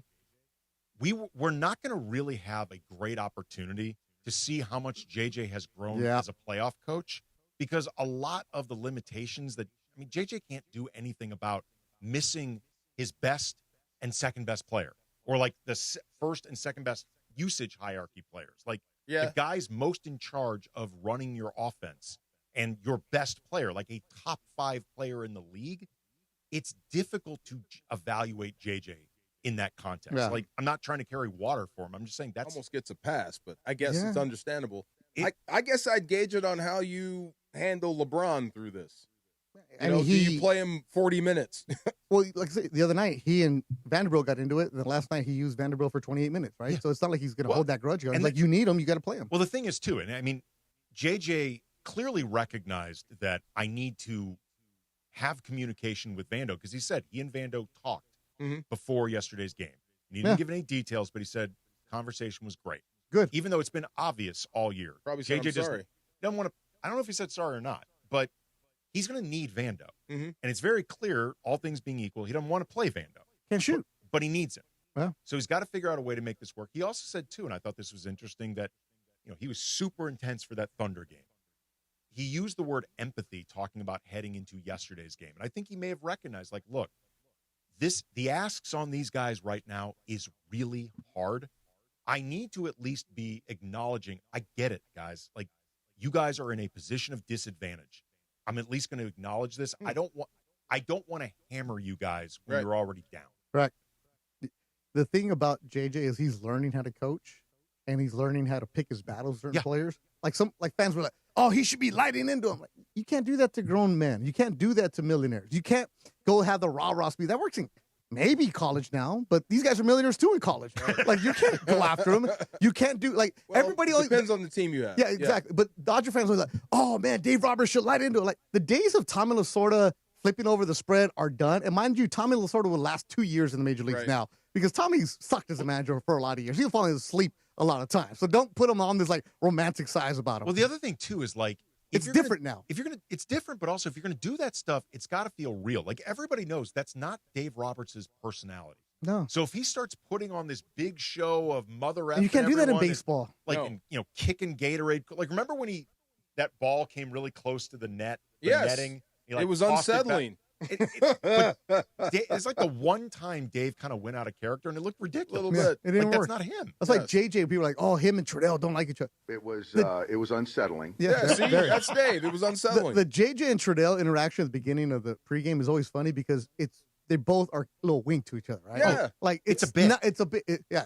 Speaking of bits at this station, oh geez. Yeah, JJ should work here. It's really entertaining. It's JJ Tuesday. If JJ ever gets fired, he's got a spot. Oh, But I do believe Fit right in. Yeah. I do believe JJ when he gets pissed off, though. Oh no, that's a different story. I do believe him when he in the game. Yeah, yeah. That's not fake. He That's is, him. No, Yeah. JJ is a naturally intense guy. Yeah. That is Yeah, not yeah. And fake. I think JJ is also looking at some of these players like, I'm still better than you. Like That that's I another see. thing. I'm glad you said that. Like, man, I do Like, Theodore. you You cannot can't? shoot, bro. Right. Theodore's athletic as could be. Remember we saw him at the G League Oh, game? yeah. Well, how many shots did he miss at the G League game? Well, he clanks a lot. How many but he shots can did he fly. actually take? But that's let alone. You mean jump shots? No, but jump shots are different from like in the paint and just elevating and getting some in there. Stop Like, shooting. Just drive. We were there for that OKC game on Tuesday night. And I do Theo had a three in the top of the 3-point line. The cross-court pass of Drew Timmy. Yes, Wow. but Let Theo him cook. being a jump shooter is not ideal. Right there's now. one thing to be athletic, another thing to be an NBA shooter. He is not. though, man. He's athletic as can be. Big time. Guy can He is fly. even by NBA standards. Absolutely. he can But play. then in the NBA, there's also dudes that are just as athletic. Yes. By the way, Tim Thomas did go to Villanova. Oh, You were did he? correct. Yeah, let's go. LAFC is on the road this weekend. Tune in tomorrow, 12 p.m. BMO countdown to kickoff on ESPN LA 710 and the ESPN LA app. Then later that evening, LAFC takes on the Portland Timber with pregame at 1 p.m., kickoff at 1:30, streaming live on the ESPN LA app, home of your LAFC. Yeah, we did 30 minutes like that. We did 30 minutes. There's no commercials here. No. Really? Yeah. No. Damn. Need more Marathon. random Lakers pools. Let's There we go. go. What do you want? You want, Random Lakers. you want me in another pool? Let's go. What do you want? Whatever. What do you got? What do you got? Do that Hold on. next. Coming I up gotta go. next. Hold on. Coming I up gotta next, go. Mike Pemberthy. DeAndre's going He couldn't help 710 it. ESPN. Don't miss the countdown to kickoff. Presented by BMO, official bank of LAFC. LAFC just keeps on rolling. The black and gold dominate Mexican side Cruz Azul, and the unbeaten run rolls on. Owanga, Sonny, David Martinez are all on fire. But can LAFC keep it going in Portland this weekend? Join me on Countdown to Kickoff presented by BMO tomorrow at noon on 710 ESPN and the ESPN LA app. BMO presents Countdown to Kickoff, hosted by Mario Ruiz on ESPN LA. Hey everybody, it's Cap. Is it time to sell your home? Whether you're downsizing, moving, or inheriting a property, call Seller's Advantage. With decades of experience, they offer custom cash solutions and can close in days. No repairs, no hassle, just a great offer that gives you peace of mind. Call 888-390-AS-IS or visit sellersadvantage.com. Don't worry, sell happy with Seller's Advantage. Don't worry, sell happy with Seller's Advantage. Providence Realty, DRE number 019-15-21-2. John Ireland here, and before the lights come up at Crypto.com Arena, make your night legendary at Javier's downtown. A SoCal tradition for decades, Javier's is where timeless recipes meet modern elegance. Handcrafted margaritas, premium tequila, coastal Mexican flavors, always a part of the celebration. Whether you're courtside or catching a concert, start your evening where LA gathers for that unmistakable Javier's experience. Javier's newest location is just steps from the arena. Javier's downtown. Tradition, taste, and an amazing start to your evening. Looking for paint that actually lasts? Vista Paint delivers expert quality, rich color, and pro-trusted durability, backed by over 60 years of experience. From your home to your next big project, we've got you covered. Vista Paint, since 1956. Good Karma Brands is proud to be an equal opportunity employer, providing equal employment, development, and advancement opportunities to all teammates and applicants. To learn more about careers with us, please send an email to talentacquisition@goodkarmabrands.com. That's talentacquisition@goodkarmabrands.com. Hey, guys, the Beach Life Festival is coming up. It's May 1st through the 3rd, and it's one of those weekends you don't want to hear about after it's over because you're going to have a lot of FOMO. The lineup is stacked, and the tickets are going fast. Duran Duran, the Chainsmokers, The Offspring, James Taylor, who I'm so excited to see, all right there on the beach in Redondo. 3 days, right on the water at Seaside Lagoon, live music and ocean views all weekend long. And the VIP is almost gone, and once it sells out, that's it. It's over. So if you've ever thought about beach life, don't wait. Get your tickets now at beachlifefestival.com. Progressive presents the Passionate Sports Fan Checklist. Signed jersey of your favorite bench warmer? Check. 14 bobbleheads that look nothing like the players they're emulating? Check. Twin TVs so you can watch the game on 2 different networks simultaneously? Check. Life-size wall sticker of your favorite player that routinely freaks you out at night? Check. A second life-size wall sticker so after the first one freaks you out, you see the second and you're like, oh right, the wall stickers. Check and mate. Bundle your renters and auto insurance with Progressive and save on protection for the things on your checklist. Get a quote at Progressive.com. Progressive Casualty Insurance Company affiliates and third-party insurers not available in all states or situations. Covered subject to policy terms. Individuals and businesses with tax problems, listen carefully. If you owe over $10,000 in back taxes or have unfiled tax returns, U.S. Tax Shield can help you take back control. The IRS can seize your bank accounts, garnish your paycheck, close your business, and file criminal charges. Our team of tax attorneys can stop collections and get you protected. U.S. Tax Shield offers a price protection guaranteed quote to get you protected today. U.S. Tax Shield is A+ rated with the BBB, so call 800-494-6139. U.S. Tax Shield, 800-494-6139. It's DeMarco Farr and Travis Rogers for your afternoon drive. So, I fall. Kind of, sort of frequently. Yeah, but you get back up. I get so far. Yeah, you get up. There you go. DeMarco and Travis continue. Here are the guys. Yep, there we go. Exciting and new. Again, this is back when the theme song explained the premise of the show. You can just walk in blind, listen to the theme song. They tell you exactly what was going on in this show. You know, I wasn't as religious to this show. Yeah, the only thing I cared about was seeing Isaac when he Finger point? the finger point. If I saw that, I was good. I didn't need to see the episode. This was also too back in the era of like guest stars was a big deal. Yeah. Like if you were guest starring on the Love Boat, that was a big deal. time. Or like if you were guest starring on Fantasy Island. Did Telly Savalas? I'm sure. Did he guest star on the Love Boat? I think everybody did. I would imagine that he did. Yes. You know, you get your Tom Bosley on There there. you go, Tom Bosley. Dude. See, that's what the world needs. We need a Love Boat where everybody can just be a guest star. Every 6 months or so on Twitter, there will be a montage that goes viral of all the stars in the 80s who guest starred. Like then they were more unknown, but now they're stars of guest stars who were on Miami Vice. Wow. Who had like some type of like one episode role as the villain or some cop or whatever on Miami Vice. It's incredible. You know, does Mickey Rourke qualify as, should he be a guest star villain on TV shows now? I love Mickey Rourke. Yeah, he'd be. He's insane, but right. I love him. I think he'd be Gary Busey. Yes. Would be perfect for a guest starring role on the Love Boat. You know, I'm going to look up right now. Yeah. Guest stars, Miami Vice. Perfect. There you go. Like, it's crazy how many, like, looking right now, just off the rip, Jimmy Smits. Oh. Michael T. Williamson, Ed O'Neill. Ed O'Neill was a bad guy in Miami Vice? I don't know if he was a bad guy or not, but he was on it. This was pre-Married with Children. Oh. Bruce Willis, probably right around the time of Moonlighting. But hasn't quite taken off yet. Before Die Hard. As a star, Dan Hedaya. Yeah. Burt Young, Paulie. Yes. Giancarlo Esposito. Yes.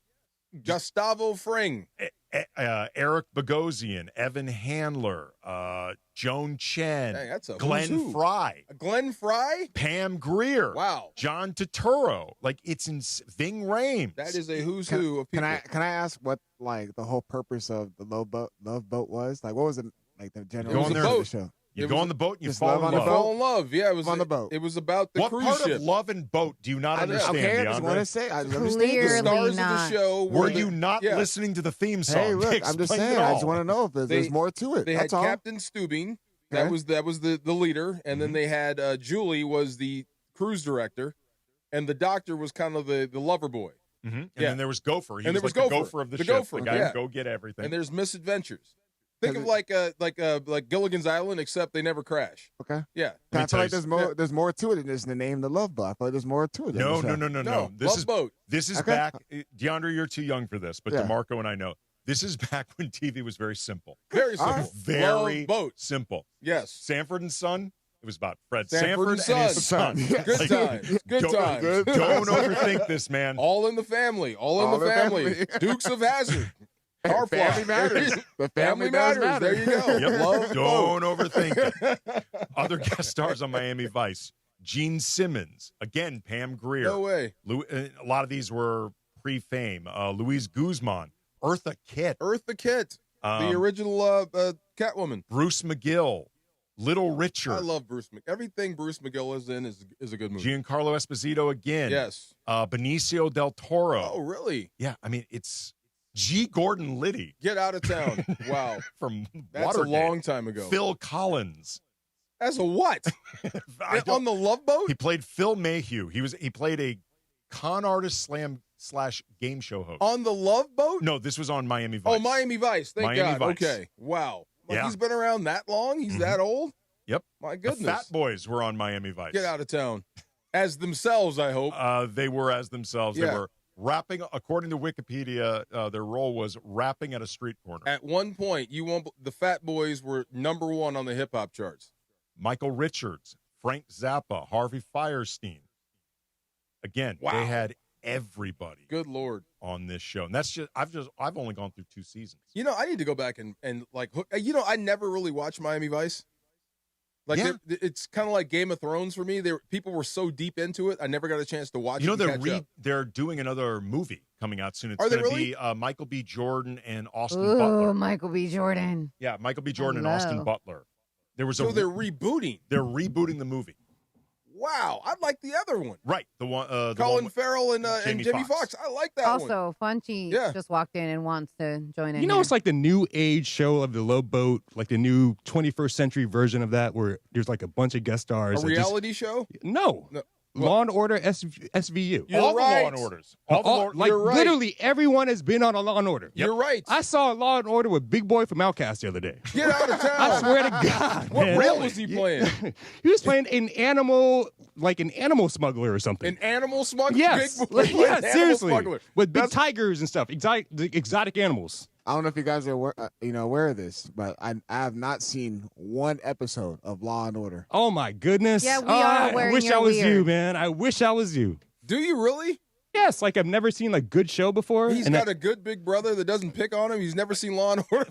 For those not watching on YouTube who are listening in their cars or wherever and can't see my face, it's just a look of like stunned shock. I don't know how it's possible to have not seen Law and Order. avoid a Law and Order like just episode. by accident. It's on every day, weird. literally. It's very easy. There's like 3 different Very easy. iterations. There's the Yeah. Law and Order Criminal Intent, Law and Order SVU, and then there's like Oh, Law and Order SVU. something else. I love SVU. Cool. Nice. We Did should not give watch him it. an episode to watch and see if he likes it. We should pick our favorite SVU episode. I love early, SVU. Anything it's, SVU. It's funny to say like Benson. the early Law and Orders because it's gone like 30 seasons Yes. or whatever. Yeah. Like the first 10 or so With McCoy, seasons, is that the Yeah, with- original with McCoy, right? bangers. Yeah. They're so good. They can watch them all day, every day. I love Olivia Benson. I love her. I Do you am really? in love Well, with that's her, man. SVU. Yeah. I know, but I'm I in know, love but with I her. love her. Sometimes She she's does it for wrong, me. though. Sometimes she's wrong. Every now and then she goes overboard. Oh, See? yeah, she does. I mean, I like obviously. Stabler. Stabler's Okay, my guy. In the chat Yeah. right now, Daniel is saying, DeAndre, I get you. I don't feel like watching Law and Order. Daniel, we're not saying he doesn't like Law and Order. He's We're never just- seen it. He's never watched it, seen bruh. it. Yes. I didn't think that's possible. It's not possible. It is on simultaneous. It's been on the air for decades. Man, I saw 2 Law and Orders a day already. Right. Jeez. Thank Before I you. walked in. Not even 6 o'clock. That's right. That's. There you go. Do you That's at least insane. recognize that sound? I do recognize that sound. Okay, yeah. there you go. Like I would not think it's possible to have never It's seen easy. Law and No. Order. It's easy. It's I called think I've Just seen Don't them Watch. all. Is it Criminal Intent? That Yeah, was it's like Law- what's the other one? Vincent D'Onofrio. I like that one too. That was awesome. All the spin-offs. Was there like an LA one too or something like that? Like, did they have an LA one? There was like Well, there was CSI Los Angeles. no, I no, think. no, no. But there was they did like Law and Order. Then there's Law and Order Criminal Intent. Then there's SVU. Let me look. Then there's the one with Maloney, he has Organized his own crime. organized crime. That's what I'm thinking. Stabler had his own thing. That Yes, one's Stabler good, had his too. own thing. Yeah. You are correct. Yes, Laura. there's a Law and Order LA. I believe it only lasted one season. Yeah, but it wasn't great. Who were the detectives? Skeet Ulrich and Corey Stoll. Okay. Terrence Howard. Terrence Howard was a DA. Okay. Oh, Terrence Howard. Yeah. Alfred Molina. Really? Yeah.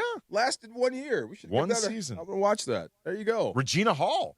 She was also See, a now, DA. now I'm really in. I'm all in. Now. Wow. Great poll, Laura. I don't even remember this. Yeah. Trust me. Listen, when it comes to like Law and Order, that's my jam. But like also like I got really into FBI and like FBI Most Wanted. Oh yeah. I love I that. want to see too. SWAT. You seen SWAT? SWAT's good. Oh, all of the ladies like watching that dude yeah, on the show. I That's know. why. That's why. Oh boy. Yeah, the dude. You know what I'm talking about. The dude. Is his name like Shamar? Yes, Like James Shamar? yes, the dude. man. The Mr. old Moore. Mr. Soul Steal Train. Your Girl. Yeah. No, Mr. I mean, Moore. Shamar Moore, he is right? by any Shamar Moore. You give me more of Shamar Moore. I'm a He's happy by girl. any objective. He's a Like hottie. literally, By all of any our wives will objective leave measure. us for him. If you walk in and he's in your living room, start swinging.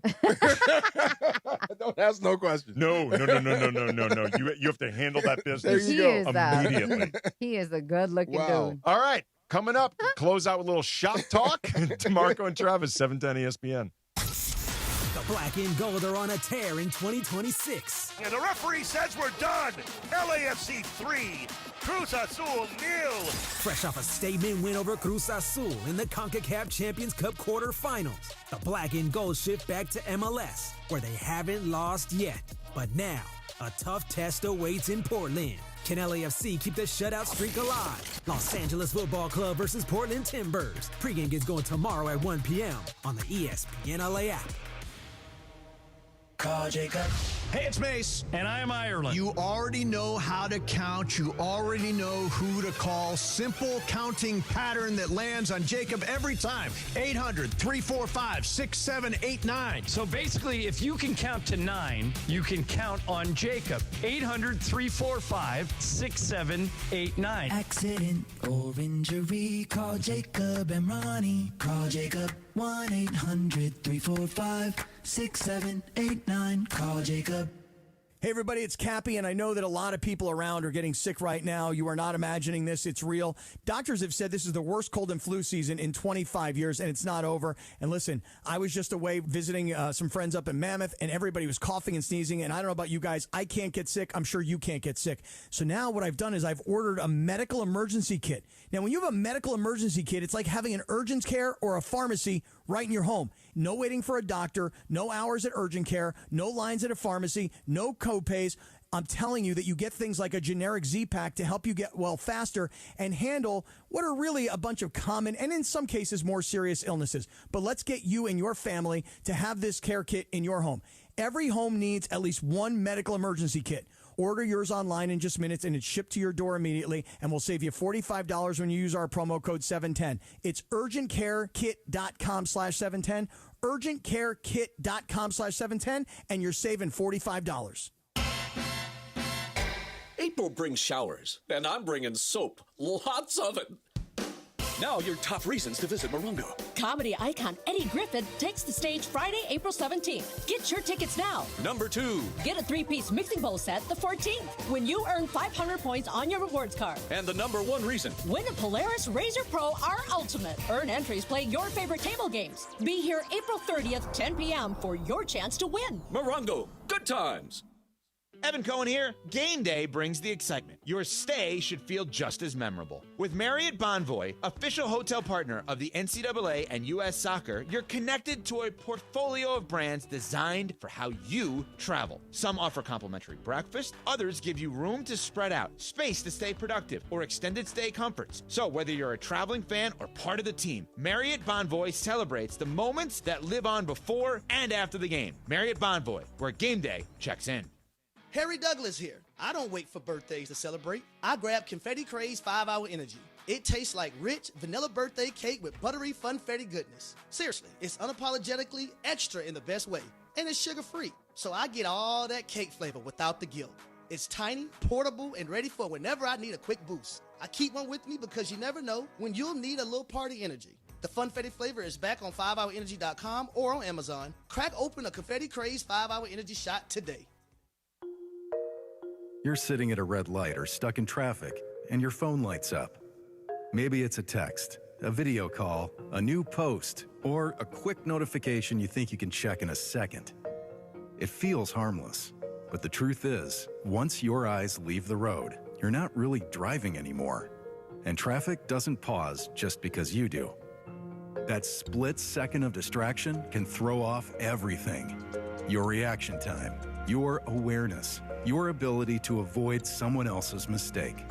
You could damage your car, injure yourself, or hurt someone you care about. Or you could get pulled over for a reminder that your phone isn't worth the risk. So before you start driving, make it easy on yourself. Put your phone on silent. Toss it in the glove box. Set it to Do Not Disturb. Put the phone away or pay. Paid for by NHTSA. It's DeMarco Farr and Travis Rogers. You sleep naked? I do. Completely unencumbered. He likes to be free. Put him in the box. Afternoons with DeMarco and Travis rolls on. So if you and I are on the road and we get caught in the same motel and we got to share a room, Yeah. you can't sleep unless you're naked. I would prefer to be unencumbered. Back to the guys. What's on tap today on ESPN LA? Lakers back at Crypto.com Arena tonight to face the Phoenix Suns. Toyota Lakers count. With Beto Duran starts at 6 p.m. Call timeout. With tip-off at 7:30. Hear it on your afternoon drive on 710 ESPN or in crystal clear digital audio on the ESPN LA app, brought to you by Michelob Ultra, a superior taste worth playing for, the official beer sponsor of the Los Angeles Lakers. Please enjoy responsibly. It's clearly the title. Get that verbiage out. Come It's on. clearly the title. Everything else I speak No. perfectly fine. Listen, you are amazing, and thank you very, very much See? for reading it. Because That's the one that drafted you. Puppy power! Puppy power. All right, guys. So we're going to start off with some birthdays here. One of my favorites at the top of the list here, Babyface. Mr. Babyface turns 67 today. Yes, sir. And we're going to have on, I don't think we've talked about it, but we're going to have Joe Coy on with us on Tuesday. Yay. And Joe Coy brought out Babyface at SoFi. And I high-key was like telling his publicist, like, yo, if he wants to bring in Babyface to the studio, I ain't going to be mad. Like, me either. You know what I'm saying? Oh, yeah. I think a lot, well, not me, because my mom was not Whip listening Appeal. to Babyface, but Whip Appeal 1989. Babyface made a lot of kids. A lot of kids. Yep. And, all right, so another one here, Mandy Moore. I couldn't believe my she God. was 42. Wow. Only 42? Only 42. She must have been young. Yeah. Really young. I got a question. Who's Did Mandy Moore? No. Oh. Did Babyface make an appearance on Law and Order as well? I think you said he did. I don't. We might have to you Google didn't bring that. the name up? Oh, I did not bring up. Let me Google this. Yeah, we might have to Babyface. Google that. Not Law and Order, but I think it's. You said Miami Vice, didn't you? No. Oh, no? Okay. Miami Vice's heyday was pre-Babyface. 1989. Yeah. All right. So as he Googles that, we have David Harbour. He is 51 years old. My guy for Stranger Things. Stranger Things. That's right. Yes. That new show he's on, DTF St. Louis. It's good. Is it really? I like it, and I think David Harbour actually is very good in it. Yeah. Interesting. I don't think I've seen the new show, but I did really like him when I watched. Played the cop in The Equalizer. Yep. Yeah. All right. So the other one, I think you guys will remember his name, and I'm sure the movie will come up quickly. Haley Joel Osment. Oh, yeah. He sees dead people. He sees dead people. people. That's right. Okay, Steve Mason swears he got it like 10 minutes in. That was the best twist ending I've ever seen, and it got me, wow, I was completely stunned. I did not see that one coming. I did figure out, though, before the reveal, the ending of The Usual Suspects. I figured out who was Kaiser Sose. Okay, yeah. I did. My brother did, too. I'll give you that. There was a very specific The tell cigarettes? that jumped out. No. It was... Can we get into spoilers now? The movie's 30-something years old. Come on, man. Yeah. When some people might not have seen it, DeAndre. When all of them were together, and they were told that they were they were brought in, they were told that they were working for Kaiser Sose. Yeah. When Kevin Spacey's reaction was, Who's Kaiser Sose? I was like, wait, you don't know who he is. If you're a criminal, you would know. Yeah, that was the giveaway. That makes sense. And because I know that Andy knows who this person is because he named the show, Charlie Hunnam. Is that how you say it? Hunnam is 46. Sons of Anarchy. Yeah. Yep. Yes. Sons of Anarchy. I was like, he was I have great to. on that show. Yeah. Had to put him in there. I have not really seen that show in its entirety. I think I've only seen a few episodes of that show. It is not a my good thing. show. Jamie Chung is 43 years old. You guys know who Jamie Chung is? Who's Jamie Chung? So when I saw her, I was like, oh, I know who she is. If you see her, you're like, I get it. She was in like Hangover. She was in Grown Up. She's not like, but you know who she is. Like once you see her. Q-Tip is 56 That's today. right, baby. Great voice. Q-Tip is 56. Anita Applebaum. Miss Dolores Huerta is 96 years old. So tipping my hat up to her. Badass woman. A huge activist. If you don't know, Google her. But amazing. John Madden. Hey. Would have had a birthday. Yes. Today. So. With Jamie Chung. Woo, bruh. He was late on that one. Bruh. All of us learning who she is. Keep that in. Steven Seagal is 74 years old today. Are you sure? I'm reading what it says, and he is 74. The one thing that everybody in Hollywood seems to be able to agree on is that working with him is a miserable experience. Yes. Like, I've never heard a single good story about working with Steven all. Seagal. Not one. No. And never. Really? No. Yeah. Not one. I mean, there's a lot of actors like that you just not good people. I didn't realize his run was that bad until it was parodied. Mm-hmm. Yeah. I thought it was a cool style of running. I until will it was say, parodied. though, Under Siege, the movie's great. I love that movie. That is a great movie. Except it's overkill at the end. You stab him in the head with a knife and then throw him through the radar. He's dead twice. I'm just a cook. And then rounding up the birthdays, at least for today, Orlando Jones is 58 years old. Yes, it's hilarious. I thought he was great in Drumline. I have mixed feelings. So when I was younger, I was obsessed with Drumline. Yeah. Like, obsessed with it. Then as I got older, I'm like, it's all right. I don't know. I like it. Yeah. I liked it. I like Drumline. Yeah. Kind of went away from me. But I was a big fan. Then I'm like, whatever. And okay, on this day, because I feel like the holidays, kind of National Siblings Day, we already did it. Yep. Oh, you know what? It's Golfers Day. Yeah, has to be. I'm not a big golfer though. I think we all have to be at one point in our life. You think so? Yeah, we all have to play golf. I will say that something Beto said has been told to me a lot in the past 2 months. It's good for networking. It's great for networking. Oh, yeah. That thing has stuck. All right, so on this day in 1925, The Great Gatsby by Fitzgerald was published. Yes. I was obsessed with that book and that movie. I don't know why. Which movie? Which version? The older one. The one with Redford? Yes. I don't know why. Like, I like old-timey movies. And that was one of the things. I also Give me dated DiCaprio, baby. Well, yes. I mean, now. But, like, for me, I dated a guy that was, like, a film nerd. And he loved watching, not, like, no sound movies, Right. old school movies. Silent movies. Silent movies. Thank you. And I don't know. I fell in love with, like, old-timey movies. What else did I have here? Sorry. In 1970, Paul McCartney announced the breakup of the Beatles. Wow. That predates my being alive, but that was a very, very big That deal. had to be huge. Oh, it was massive. I mean, is there a band now that would announce their breakup and we would be shocked? I think we're so used to bands breaking up and people going solo that it's kind of normal now. I don't think I would. I don't think there's anybody. At least DeAndre, you're younger than all of us, but like, I don't think there's anybody that I'll be like, oh. You expect people to go solo. You know what I mean? now. Yeah, I was going to say, it Like feels One Direction did it. Like, Yeah. I mean, I wasn't a huge One Direction person, but it was like, whoa. Jonas Brothers did it for a little bit. Like Nick Yeah. Jonas went on his little route.